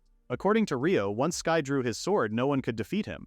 Ryo's all too familiar with it. It's the invincible cheat power. Back to Ryo, she laments how Sky is nothing more than a children's fairy tale now. They have no idea of how much of an interesting person he truly was. She remembers the first time she tasted curry, eyes twinkling as she told him how delicious it tasted. Sky tells her that real curry tastes far better than what he cooked. Upon hearing that, Rai wished to try the real deal someday, prompting Sky to tell her that if he ever finds a way to return, he'll make it for her himself. As they sit together, she wants to hear more about his homeland, and the latter laughs, saying they'll be up again late tonight if he does so. Now Rai says there's hardly anyone left who remembers Sky's stories, and it's the one thing that pains her the most. This is precisely why she made a deal with Ryo, because she knows he's also from another world. She thought that if he's from the same homeland as Sky, then he might also do something interesting. Not only that, but she also admits that ever since Sky disappeared, she has felt empty. Speaking of, Ryo asks her if the hero Sky has ever found a way to return to his original world. In a quiet voice, Rai reveals that Sky died in this world. He never found a way to return to his homeland. Ryo looked grim when he heard that, so Rai told him that Sky lived happily in this world. If he wanted to, Ryo could live like that too. Besides, it's not certain that there's no way back. Maybe Sky just didn't find it, but she believes there must be a reason why they both came into this world. Ryo shifts his attention to the village, realizing that life has completely returned there. Rai adds that it's all thanks to the former's skill and knowledge. While they're talking, Sarah, Mayor Justin, and Luna smile at them, carrying the large pot as they go. Seeing their smiles, it makes Ryo think that maybe his role is to spread knowledge here. He may not be able to fight like the hero Sky, but he wants to make everyone smile with his own strength. So basically, he wants to spread culture, right? Rai admits that that's something the hero Sky couldn't do. And that's exactly what Ryo wants to do, to accomplish what the hero couldn't. Rai offers to help him if he wants, but in exchange she wants curry. Our hero can only sigh, because it looks like the Rai won't be giving up curry anytime soon. My village continues to flourish thanks to everyone's combined efforts to renovate it. And now it's one of the most anticipated times of the day, the time to eat. the villagers flock to the city hall, where Ryo and Sara are busy distributing today's food. Some of the children are already on their second bowl asking for a tanjiro refill while Rai demands another plate of curry. After serving everyone, lunch is done. The mayor thanks Ryo for working hard again today. As usual, our hero says it's not really a problem on his side. The older man gives him an update about the ongoing reconstruction work. As of late, everything is progressing at an incredible speed and it seems everyone is working hard thanks to the delicious food Ryo cooks. What's more, the diamond deal Rai arranged for them will also be pushed through. With that, they were able to secure the funds needed for reconstruction, and the village is nearly returned to how it used to be. Sarah is happy to hear such news, commending Mayor Justin for everything he's done. Of course, the mayor does not forget to give credit to Rai's treasures. The latter huffs, proud that her gifts were useful. Actually, Mayor Justin has another request for Rai. Still feeling high, she tells him to say whatever, and that's exactly what Justin says. In celebration of the village's reconstruction, the mayor and everybody else would like to hold a ceremony where the sword is presented by Rai. He believes that if this happens, then it will gain status as a sacred treasure of the village. After all, it will be handed directly by Rai, who traveled with the hero. Oh, that makes sense. She's on board with that. So Rai agrees and promises to do it, instantly lighting up Justin's face. But Ryo had a different picture in mind because that would only mean Justin would kneel and bow too low to her in the process. Will that be really prestigious to look at? Trivial matters aside, Rai is excited, asking when the ceremony will take place. Well, now that she mentions it, Justin actually has another matter he'd like to consult with them. Rai asks if they lack anything, with the mayor explaining that they would like to hold an event alongside the ceremony, something that brings joy to the villagers. Thanks to Rai honoring her promise, the village has returned to normal. However, there are still many people who feel uneasy, which is why they're having a hard time thinking of what they should do to appease those feeling uneasy. Coincidentally, around this time every year, the village holds a festival. This year, they'd like to make it a grand celebration that lifts everyone's spirits. Given that it's the most important festival of the year, they're not quite sure what would be best. Once she heard that, Rai couldn't help but feel guilty because of the trouble she caused. To be fair, the mayor doesn't blame her, though he and the others were hoping she might have a good idea. Well, she does have one idea. How about holding a curry party? If everyone eats lots of curry, they'll be full of energy. Ryo almost gagged when he heard that. Be honest, she just wants to eat curry for herself, right? Ryo takes offense at that because she really is serious about it. Before they bicker some more, Justin steps in and tells them to calm down. In all honesty, Ryo's suggestion is much better than continuing to worry. As the head of My Village, it pains him to see the villagers' anxious faces. Admittedly, though, he finds it embarrassing that he's not good at coming up with fun events. So they're back to square one. Ryo thinks of festivals, then asks Justin what they usually do at festivals in this region. The older man says they mostly do music performances, dancing, and serving traditional foods. Sara says her village is about the same, while Justin asks what kind of festivals Ryo has back at home. He thinks for a bit and remembers there's a lot of dancing and drums, as well as many food stalls. When he was younger, what he enjoyed the most was walking around and tasting different foods. Wait a minute, he finally thought of a suggestion. How about they hold a festival like the ones he has in his hometown? It's called an Anichi festival, a traditional Japanese festival with popular food stalls. So this Anichi festival that Ryo speaks of, what exactly is it? Neither Sara nor Mayor Justin has any idea what that event is. Ryo explains that this festival from his hometown has a lot of stalls lined up where people walk around, tasting lots of different food. Apart from that, there are also game stalls where people can scoop goldfish or catch colorful balls for fun. In the summer, everyone gathers around a raised platform and dances together. He even fondly recalls an uncle from his neighborhood who made a delicious dish called takoyaki. Both Sara and Luna find the festival strange, and it is their first time hearing about it. The mayor, on the other hand, points out that setting up stalls would require people and materials. Based on what our hero said, this festival of his seems to be a lot of work. Hearing that feels a bit disheartening for Ryo, who asks if it's impossible to recreate it here in My Village. On the contrary, the mayor thinks it would create an incredibly lively atmosphere. He believes it's worth trying it out first before ruling it out, since it might be just what My Village needs right now. Besides, when Ryo was talking about Anichi, Justin noticed how happy our hero looked, which made him want to see that scene too. Ryo couldn't be more thankful, so they began to learn more about the details of Ryo's festival. So they begin the roundtable meeting for the planning and explanation of the Anichi festival. Simply put, Ryo explains that Anichi involves setting up various food and game stalls. It will also create job opportunities for the villages and may help with reconstruction. Sara and Luna understand the benefits, but the former can't help but ask if their biggest challenge is preparing stalls and prizes. Ryo volunteers to prepare the stalls and ingredients, but for the prizes that may be too difficult for him. Ryo chimes in, saying she'll take care of it.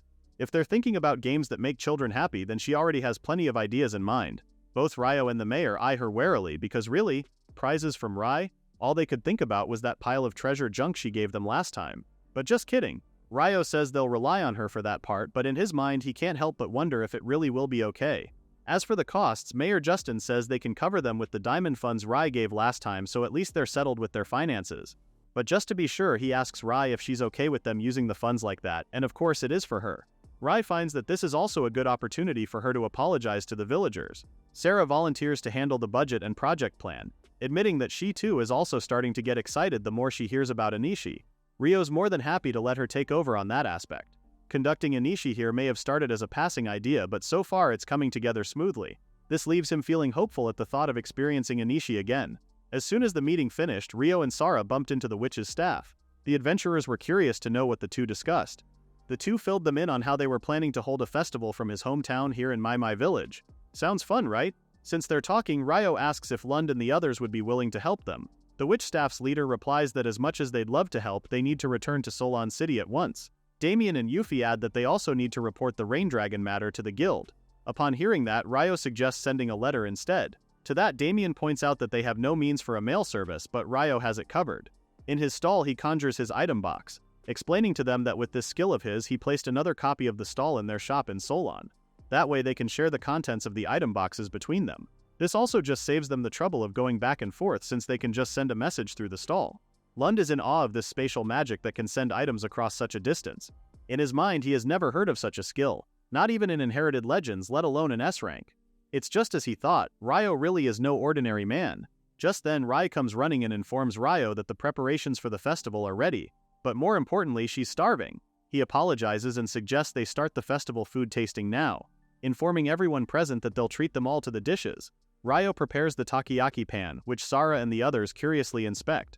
They're curious to know what our hero was going to make after all. He's ready to start cooking, but first he checks his status.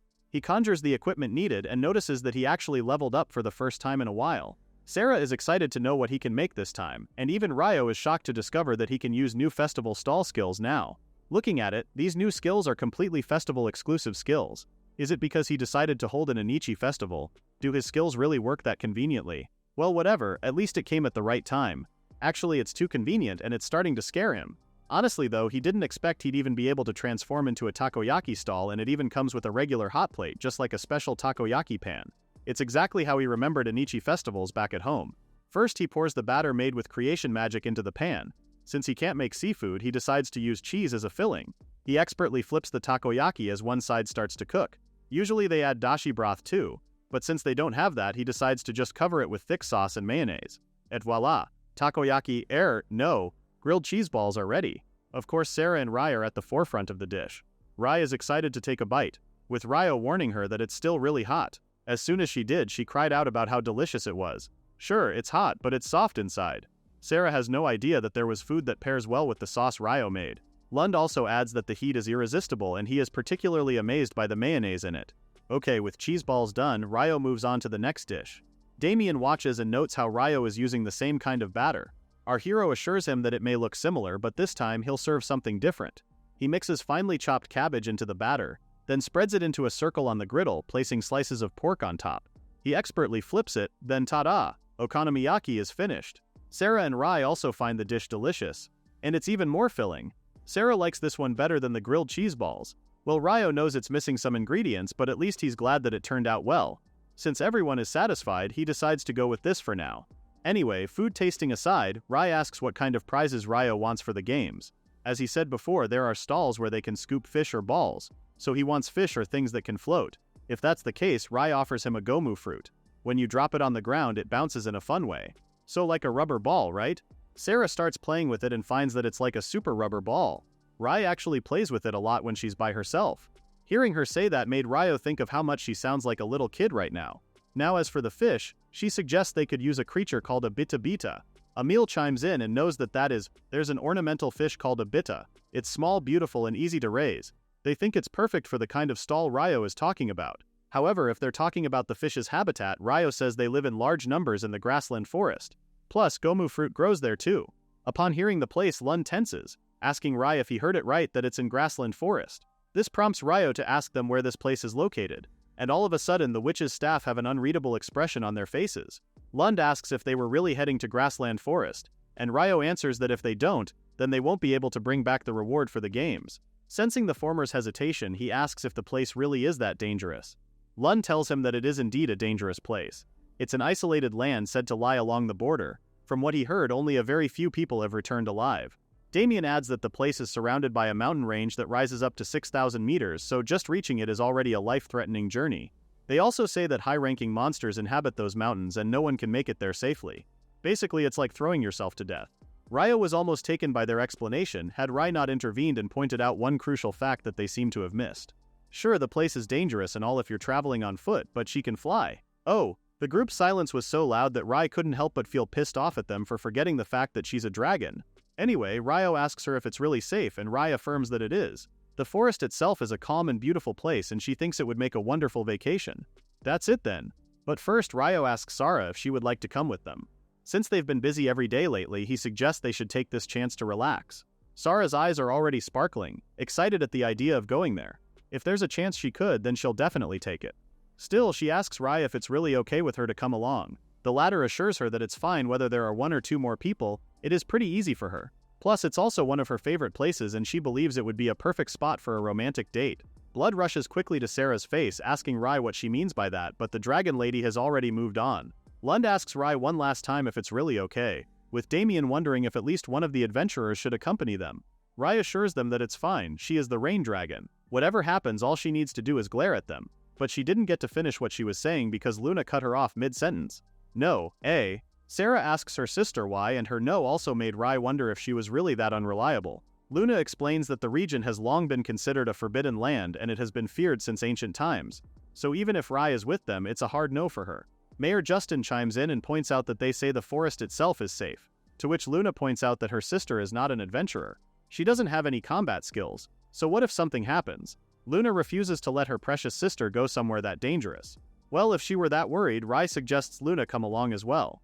If it's like that, then there won't be any problem, right? That's not really Luna's point, but still. She asks Rai if Sarah won't be in danger. Rai guarantees that there won't be even the slightest danger. Even the mayor urges Luna to go with them. If Rai herself says it's safe, then she should go. After all, she is finally reunited with her sister, and they've both been busy lately, so for once they should go and enjoy themselves. Okay, fine. Luna decides she will go, but only because she's worried about Sarah.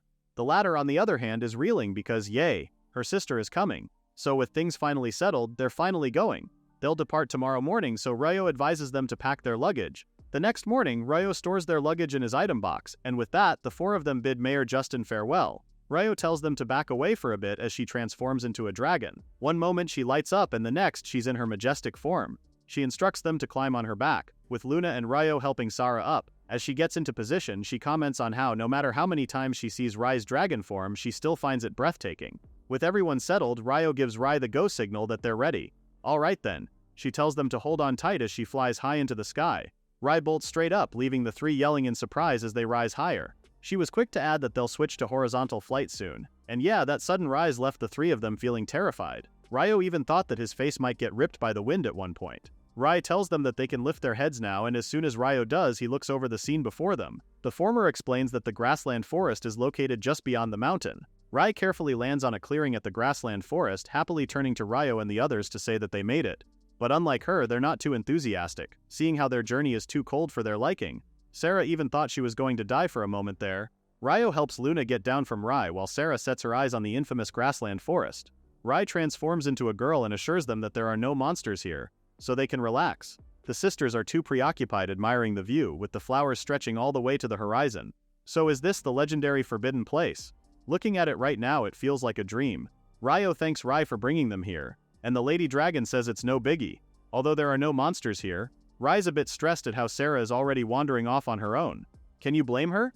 The berries she had just seen looked so delicious. With her eyes zeroed on that, she asks Rai if the fruit is edible. Oh, actually the fruit of that flower is what they're looking for. The gum fruit. Wait a minute, looking around they notice that it's actually growing everywhere. Sarah bolts and tells them she'll go ahead and gather some, and she didn't even hear her sister telling her to wait for a bit. Luna can only sigh because what else is there to do than follow in Sarah's lead. Thus began their group's gum fruit picking activity. Sarah can't believe that this rare plant actually grows abundantly here, and according to Rai, there's no better place for gum fruit to grow than here, in the grassland forest. But more importantly, Sarah wonders if they can make money by selling this. She was about to ask Ryo about it, but Rai beats her to it, with the latter saying Sarah's eyes have turned into money already. Luna laughs, seeing how her sister is excited as usual. It's like she has not changed at all. Ryo asks her then if Sarah has always been like that. The latter answers that her sister has a mischievous side, asking Ryo if Sarah has caused him any trouble. On the contrary, our hero says Sarah is the one who always helps him. If it weren't for her, then Ryo wouldn't be who he is today. At least that part, he's sure of. He goes on to say how Sarah was his first companion when he came from a distant land for certain reasons. To him, she's someone precious. He even goes as far as to call her his lifesaver. Luna only smiles and is pleased to know that Sarah has met a good person. Speaking of which, Sarah and Rai approach them with their gom fruit harvest, and they manage to pick a lot. She saw her sister and Ryo talking from where they were and asked the latter what they were talking about. Ryo jokingly says they were talking about how Sarah always eats work meals so enthusiastically, making Sarah flustered. What is he even saying? Luna smiles at their banter, then tells her sister that she's relieved to see Sarah working hard. But since Ryo mentioned Sarah speaking enthusiastically, she remembers when her sister was much younger, she used to sneak food. That catches Ryo's attention. He wants to hear more, but Sarah is not having any of that. Instead of talking about her, she suggests they go and catch some fish. Rai leads the way, saying that around the area there should be a lake where the pita fish live. Oh, there it is. They found the lake soon after. Rai points them to the fish they're looking for, and it looks a lot like a betta fish. Plus, there are a lot of them. Rai suggests they start fishing, but wait, how do they catch it? Sarah asks if they should catch it by hand or use fishing rods. Answer, none of the above. Rai walks over to the water's edge and uses her magic to suck a water balloon filled with pita fish. She tells them if they're okay with this number since it's not good to catch too many of these fish. The trio can only stare back at her with their jaws dropped. Guess that's a yes. Soon enough, the sun is already starting to set. Their group gets ready to camp, with Ryo already having a fire going. Sarah and Rai were tasked with finding wood. Okay, it's time he starts cooking. Today, after a long time, he says he'll make a fancy camping meal. He holds garlic in his hand, but seeing that, Rai's not too excited. Is it really going to taste good with that in there? When Ryo said he'll make a stylish camping meal, Rai is a little apprehensive, asking what he plans to cook. But Ryo is too busy rummaging through his storage until finally he produces a mess tin. The sisters are curious about the item because it's not exactly a dish nor is it a pot, so what is it? Ryo explains that it's a cooking tool made for camping. It can be used as a pot or a frying pan. It's pretty versatile. Now it's cooking time. First, Ryo adds a generous amount of olive oil. Then he sautés minced garlic and chili peppers. He turns to Rai, asking if she has never eaten garlic before. The latter admits that she's never tried it. It smells funny, so it's not too appealing to her. Ryo doesn't push any further and resumes cooking. This time he produces pasta noodles and breaks them in half, adding them once the garlic changes color. After, he pours the water and seasoning, boiling the pasta. Wow! Sarah is amazed because she never thought it was possible with just those ingredients. Literal one-tin pasta. Who knew meals could be cooked this easily? Ryo points out that this is what camping meals are like, mostly easy to cook. Be that as it may, it still looks fun in her eyes, and Ryo agrees that it's part of the enjoyment. After a few minutes, he says it's about time. He takes the tin out of the fire and voila! Mess tin pepperoncino is done. Rai takes the dish in her hands, viewing it with twinkling eyes. For the longest time she thought garlic smelled weird, but now that it's cooked it smells so good. Luna, on the other hand, is impressed at how simple the dish is and at the fact that the simplicity is what brings out the flavor. Plus, eating it outside makes it even tastier. Rai digs in, and it's as delicious as it looked. This pepperoncino pasta really boosts one's appetite. But what's more shocking to her is that she avoided garlic all this time just because she's biased. Of course, the ladies asked for seconds given how they wolfed down Ryo's cooking in a flash. Ultimately, Rai is the only one left eating. With Ryo by her side, he asks if she still wants more when he notices Sarah and Luna conversing a few feet ahead of them. Rai notices the change in Ryo's expression and asks what he was looking at. He tries to brush it off but eventually admits that he feels a bit jealous whenever he thinks about how he might not be able to return to his original world.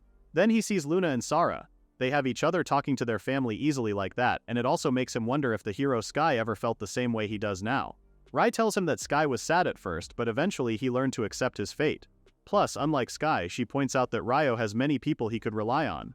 As the hero's companion, Rai admits that even she used to listen to Sky's worries a lot. Ryo never expected that, while Rai continues that Ryo only ever seems to talk to Rai about these kinds of things. This prompts her to ask if this is enough for him. This conversation only fortifies Ryo's decision. Rai is right, he can't hide the truth forever, especially not from Sarah, who's always by his side. Ryo thanks Rai for this pep talk because now he feels like he has sorted his thoughts a bit. And she's also right that he shouldn't stay sad forever. Rai is pleased, and this is just as she expected. Maybe this is the reason why he was chosen and brought to this world in the first place, no? Ryo thanks her again, but Rai is already back to holding the mess tin, crouching over something. Right, this little pep talk just made her want to eat more. But suddenly she's alarmed because of a new discovery. It's curry pepperoncino. With the dish in her hand, she claims this is the groundbreaking invention of the century. But instead of sharing her excitement, Ryo makes a face and starts to think that maybe it's not a good idea to consult with Rai anymore. The next morning, Sarah wakes up early only to find Ryo is already up and about. As she gets out of the tent, she sees that he already has a fire going and is having his morning coffee. He greets her with a good morning while she asks if he had just woken up too. As a matter of fact, he did actually. And the reason is that he wanted to quietly enjoy the view for a bit. So Sarah joins him while drinking in the serene scenery before them that fateful morning. She comments on how the grassland forest is truly a wonderful place, and it makes Ryo happy that they pushed through and came here. Now that she realizes it, Sarah says it's been so long since she was able to relax like this. Well, that much he can attest to. He saw her get pretty busy the whole time with the shop and reconstruction of My Village. But this little thing they have going on almost feels like a date to Ryo. Just then, he remembers his conversation with Rai yesterday about how he only seems to open up and talk to her. Now her question rings loudly in his head. Even Ryo knows things can't go on like this, which is why he decides to tell her now. He begins by saying there's something important he wants to tell her, and the seriousness of his tone catches her off guard. She asks what it is, and before he reveals his secret, Ryo shares that he decided to do this after having a little talk with Rai yesterday. See, it's something so important that he can't tell anyone but her. Hearing that kind of made Sarah feel special, as Ryo says that this is about his hometown. But before he could start, Sarah was already spiraling. What's all this about? With Rai? Something important about Ryo's hometown? Huh? Wait, could they be visiting Ryo's father in his hometown? So Sarah cuts him off and tells him that she's not mentally prepared yet. Our hero, on the other hand, insists that maybe Sarah would want to hear this, but no. Sarah tells him a little too loudly that she believes meeting his parents is too soon. As if on cue, Rai walks out of the tent yawning, once again present during an important moment. Her sudden appearance scared Sarah, while Rai rambles on about how they're so noisy this early in the morning. What were they even talking about? At that, Ryo says they'd better have this conversation some other time then while he talks to Rai. As always, the latter is already hungry for food. So now Sarah is left to mull over the events of what just happened. So Ryo wants to tell her something important that he can't share with anybody else. That can't be true, can it? She watches Ryo and Rai interact, with Rai already getting impatient about the food and Ryo scolding her that she should help out a little. After breakfast, they settle onto Rai's back as they prepare to head back to My Village. Before taking off, she asks if anyone has forgotten anything, but Sarah assures her that they're all good to go. With that, Rai spreads her wings and kicks off with a whoosh. Ryo had to tell her to fly slowly, but doing that is also hard on her part. Meanwhile, Luna takes in the view from above, muttering about how she never knew grassland forest was this beautiful. Rai replies that this is why it's one of her favorite places, and if they want to, she can bring them back here anytime. Sarah perks up upon hearing that, asking if that's allowed. But to Rai, she teases Sarah, claiming that the latter must have enjoyed this little trip so much that she thought it was a date.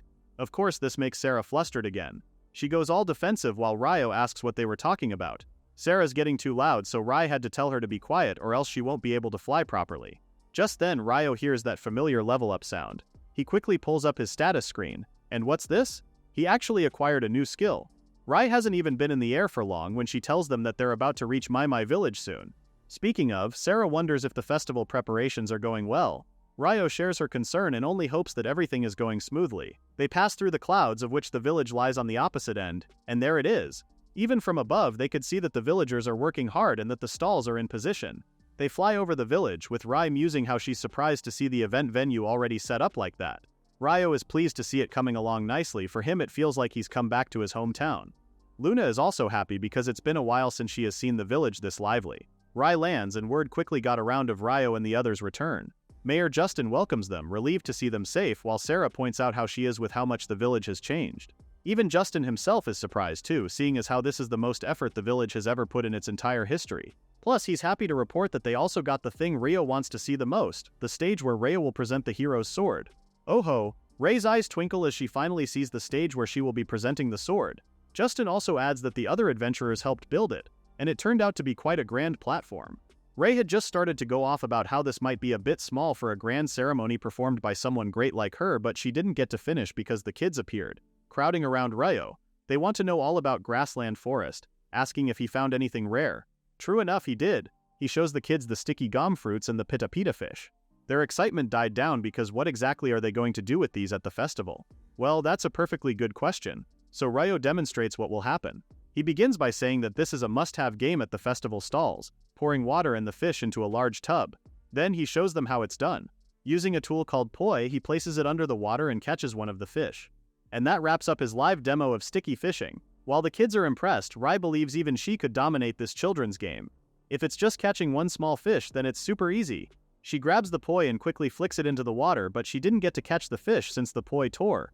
Rai tries again, and again, but she couldn't catch a single one. She finally stops and asks Ryo if the poi are defective items, so the latter explains that it actually takes some skill to catch the fish using that. Their happy moment got cut short when one of the villagers came running, telling everyone that a monster had appeared very close to the village. A monster? During this time? The villager is worried because at this rate there could be damage. Mayor Justin gives the order saying they should inform the rest of the village ASAP.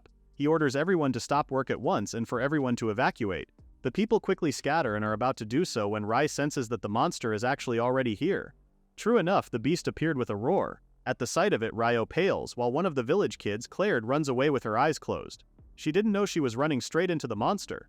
The monster already had its fangs out ready to attack, so Claire could only brace for it, only to realize something was blocking the monster from getting to her.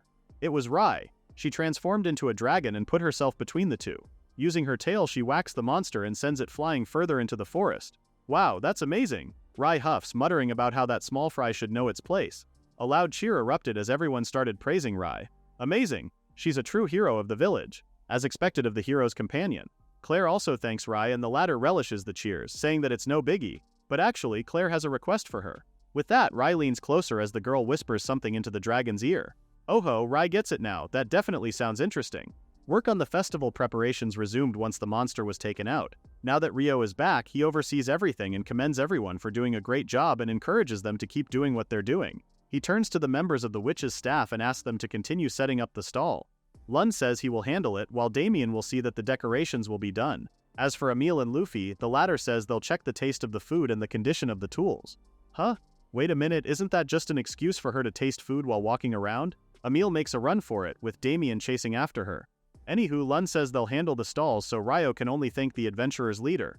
Now all that's left is the stage. Ryo and Sarah will continue working on it, but before they can do so, a couple of villagers call him over.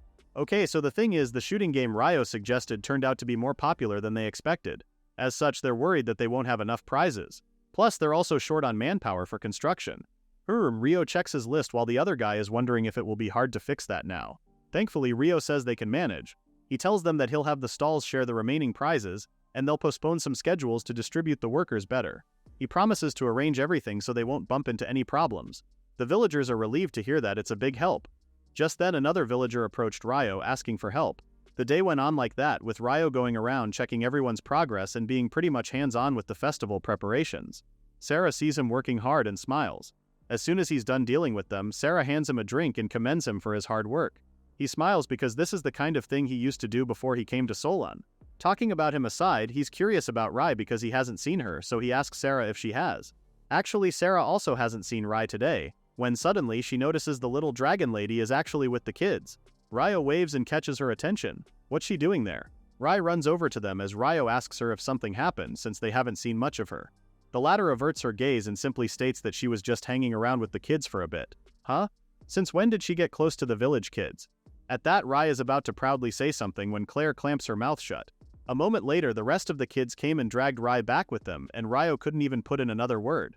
What the heck? What was that all about? From the looks of it, Rai must be planning something. Cut to the next scene, Sarah finishes the decoration of her area and tells Ryo. He replies that he's almost finished with his end too, and they both look at how the festival stalls are all lined up with people walking around. Now that things are really taking shape, Ryo can feel it starting to get on his nerves. This kind of reminds him a bit of when they first opened Solon Burger. Sarah laughs because she also feels the same. Still, she's pretty optimistic that things will turn out well. After all, isn't that what they also thought back then? With Ryo, she believes there's nothing to be worried about. He could say the same to her. With that, they're determined to make this festival a success. And now, a few days later, the day of the festival came. Everything is all set as Mayor Justin announces that they will now begin the opening ceremony. Mayor Justin begins by thanking everyone for attending today's festivities. Finally, the day has come, thus they will begin the Rain Dragon Festival. A month ago, the humble Maimai village was struck by a flood, but thanks to everyone's help it has returned to how it was before. And on top of that, they also formed new bonds. With that, he presents the Rain Dragon, Lady Rai. From behind him, the silhouette of Rai's dragon form looms over Justin as she glides over the festival before landing right behind the mayor. As soon as she does, Rai transforms into her human form. Both Ryo and Sarah are surprised because Rai looks different. Rai addresses the people of My village, introducing herself as the Rain Dragon. From the bottom of her heart, she apologizes for the trouble she caused by living in the forest. For that, she would like to offer them a token of friendship. She procures Sky's sword, telling everyone that it's the sword of the legendary hero. Everybody cheered when they saw this, while Rai continued that from this day forward he swore to protect My village from all disasters. Mayor Justin kneels and says they humbly and gratefully accept the sword. With this, he asks the Rain Dragon to grant her protection to My village. Everybody cheered once again, giving a round of applause to wrap up the ceremony. In the midst of the crowd, Ryo and Rai exchange smiles. Finally, the festival is here. Ryo is back to cooking duties, and just now, Sarah tells him the customer's order of 1 grilled cheese. 2 seconds later, it's done. The customer who ordered it couldn't believe what he was eating. It's so delicious. The harmony between the cheese and the sweet sauce is perfect. Another man chimes in, saying eating the grilled cheese just makes them want something to drink. He's right, now if only there were a beverage available around. Ryo actually also has that covered. Of course, the Sato Company has some beverages. He shows them the barrel of Sato Company's special beer. Some of the villagers gather around. Did they hear that right? Beer chilled with ice? What a rarity. Seeing ice in a rural village like this is pretty amazing given how there are no magicians in this village. Rai proudly tells them that she made the ice herself, and doing something like this is incredibly easy for her. Oh ho! So if the ice is made by the Rain Dragon, then it surely must be blessed. Some of the villagers put in an order, and Ryo tells them to wait for a bit as he pours their drinks. After a minute, he hands them their drinks and they take their first gulp. Pwah! It definitely refreshes the body. Heck, they never even knew that there was a beer this delicious. Soon enough, more villagers crowd around them asking for more, and Ryo happily gives them another. Soon enough, there's a group of male villagers enjoying beer right in front of their shop. Ryo is pleased and glad that he asked Rai for help, to which Sarah agrees. Just then, Emil and Damien appear. The two heard that the place is crowded, and it is indeed. Plus, the atmosphere is incredible. Ryo offers them beer, and the two gratefully accept. He also takes this moment to ask how the festival is going. Emil happily reports that it's lively everywhere. Damien, on the other hand, asks Ryo and Sarah if they have already gone around to check the venue. At that, Ryo replies that they can't leave the stall right now. Well, if that's the case, Emil and Damien offer to watch the stall.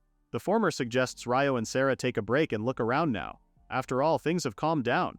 Ryo and Sarah decide to take them up on their offer, leaving the stall in Damien and Emil's hands.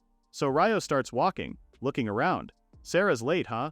As soon as he thought of that, she appeared, apologizing for making him wait. And the reason why she's a little late is that she changed her outfit. Sarah ditched her noble clothes and wore a yukata, asking Ryo what he thought of it.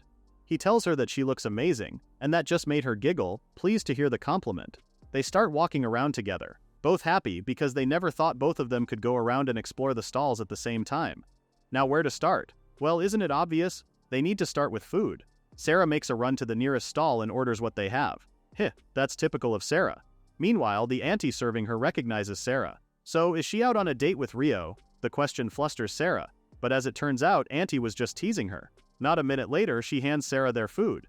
Mushroom soup gathered from the forest. This is actually one of the village's traditional dishes. Sarah and Ryo like it, it tastes so comforting, and the vegetable flavor is really rich. They finish the soup and thank auntie before continuing with their stall exploration.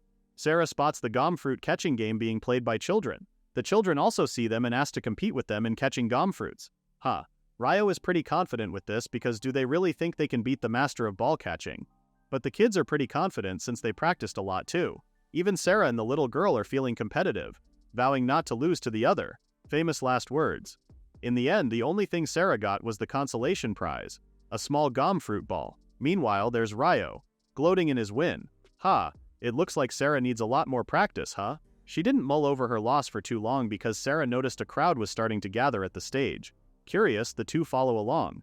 What's going on? Is something about to start? At this stage, the village kids stand as they are about to present the play, The Hero's Tale. These kids actually secretly practiced a lot, so they hope the villagers will stay and watch. Ryo turns to Sarah asking about The Hero's Tale, and she explains that it's the story she used to read to the children. Oh, so it's that revamped version of the legend of Momotaro.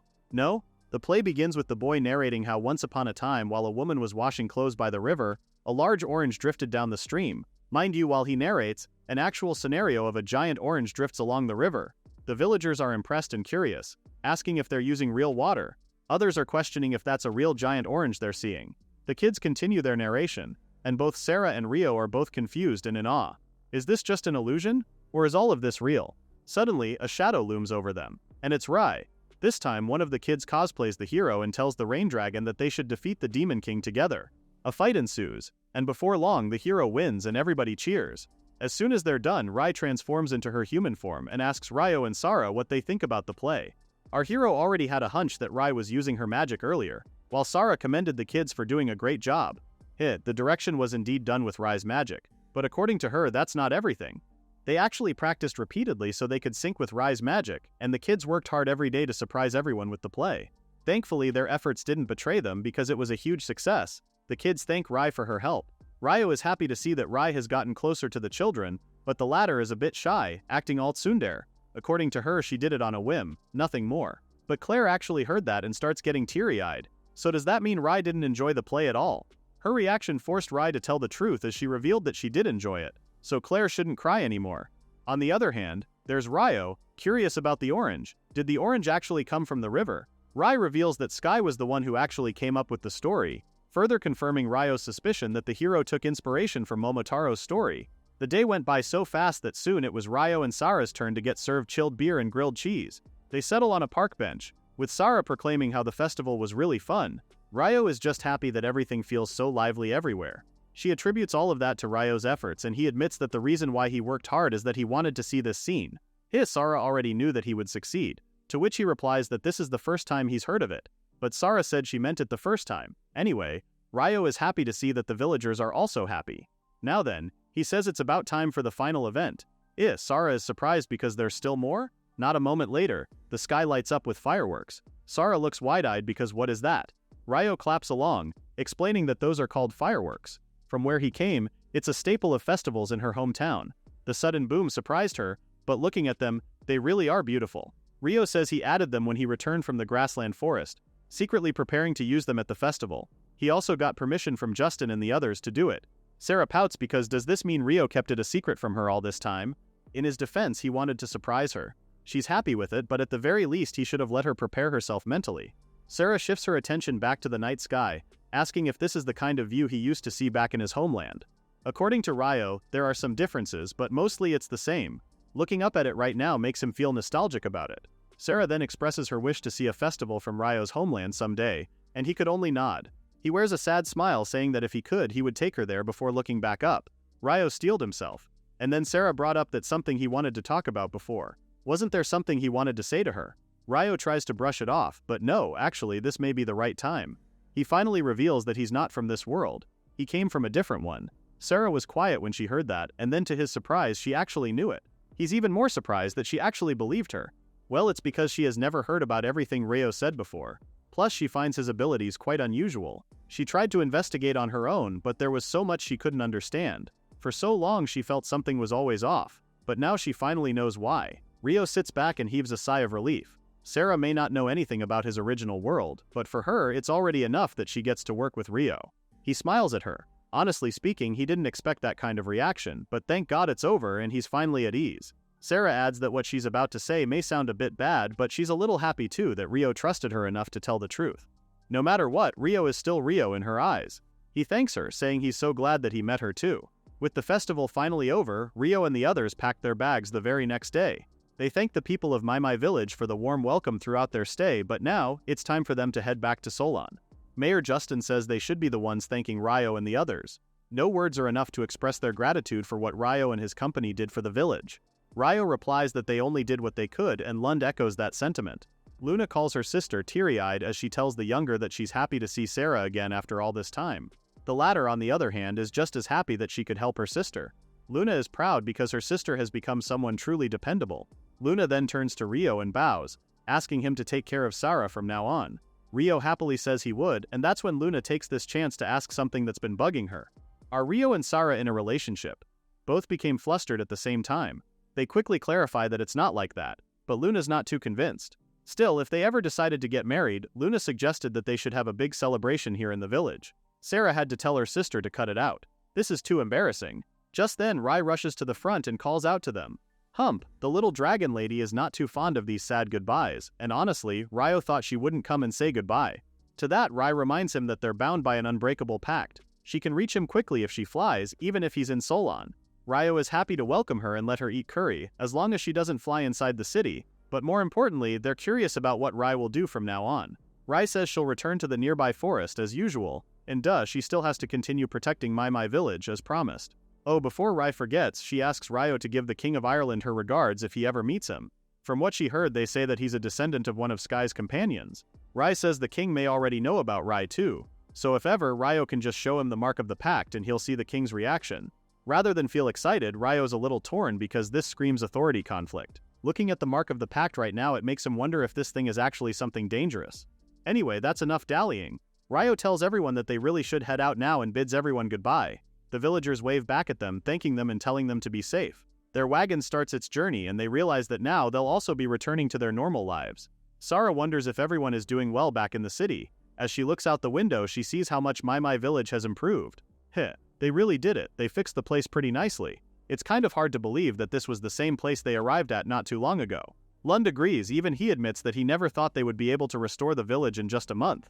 He has spent many years as an adventurer, and yet he finds the things he saw recently hard to believe.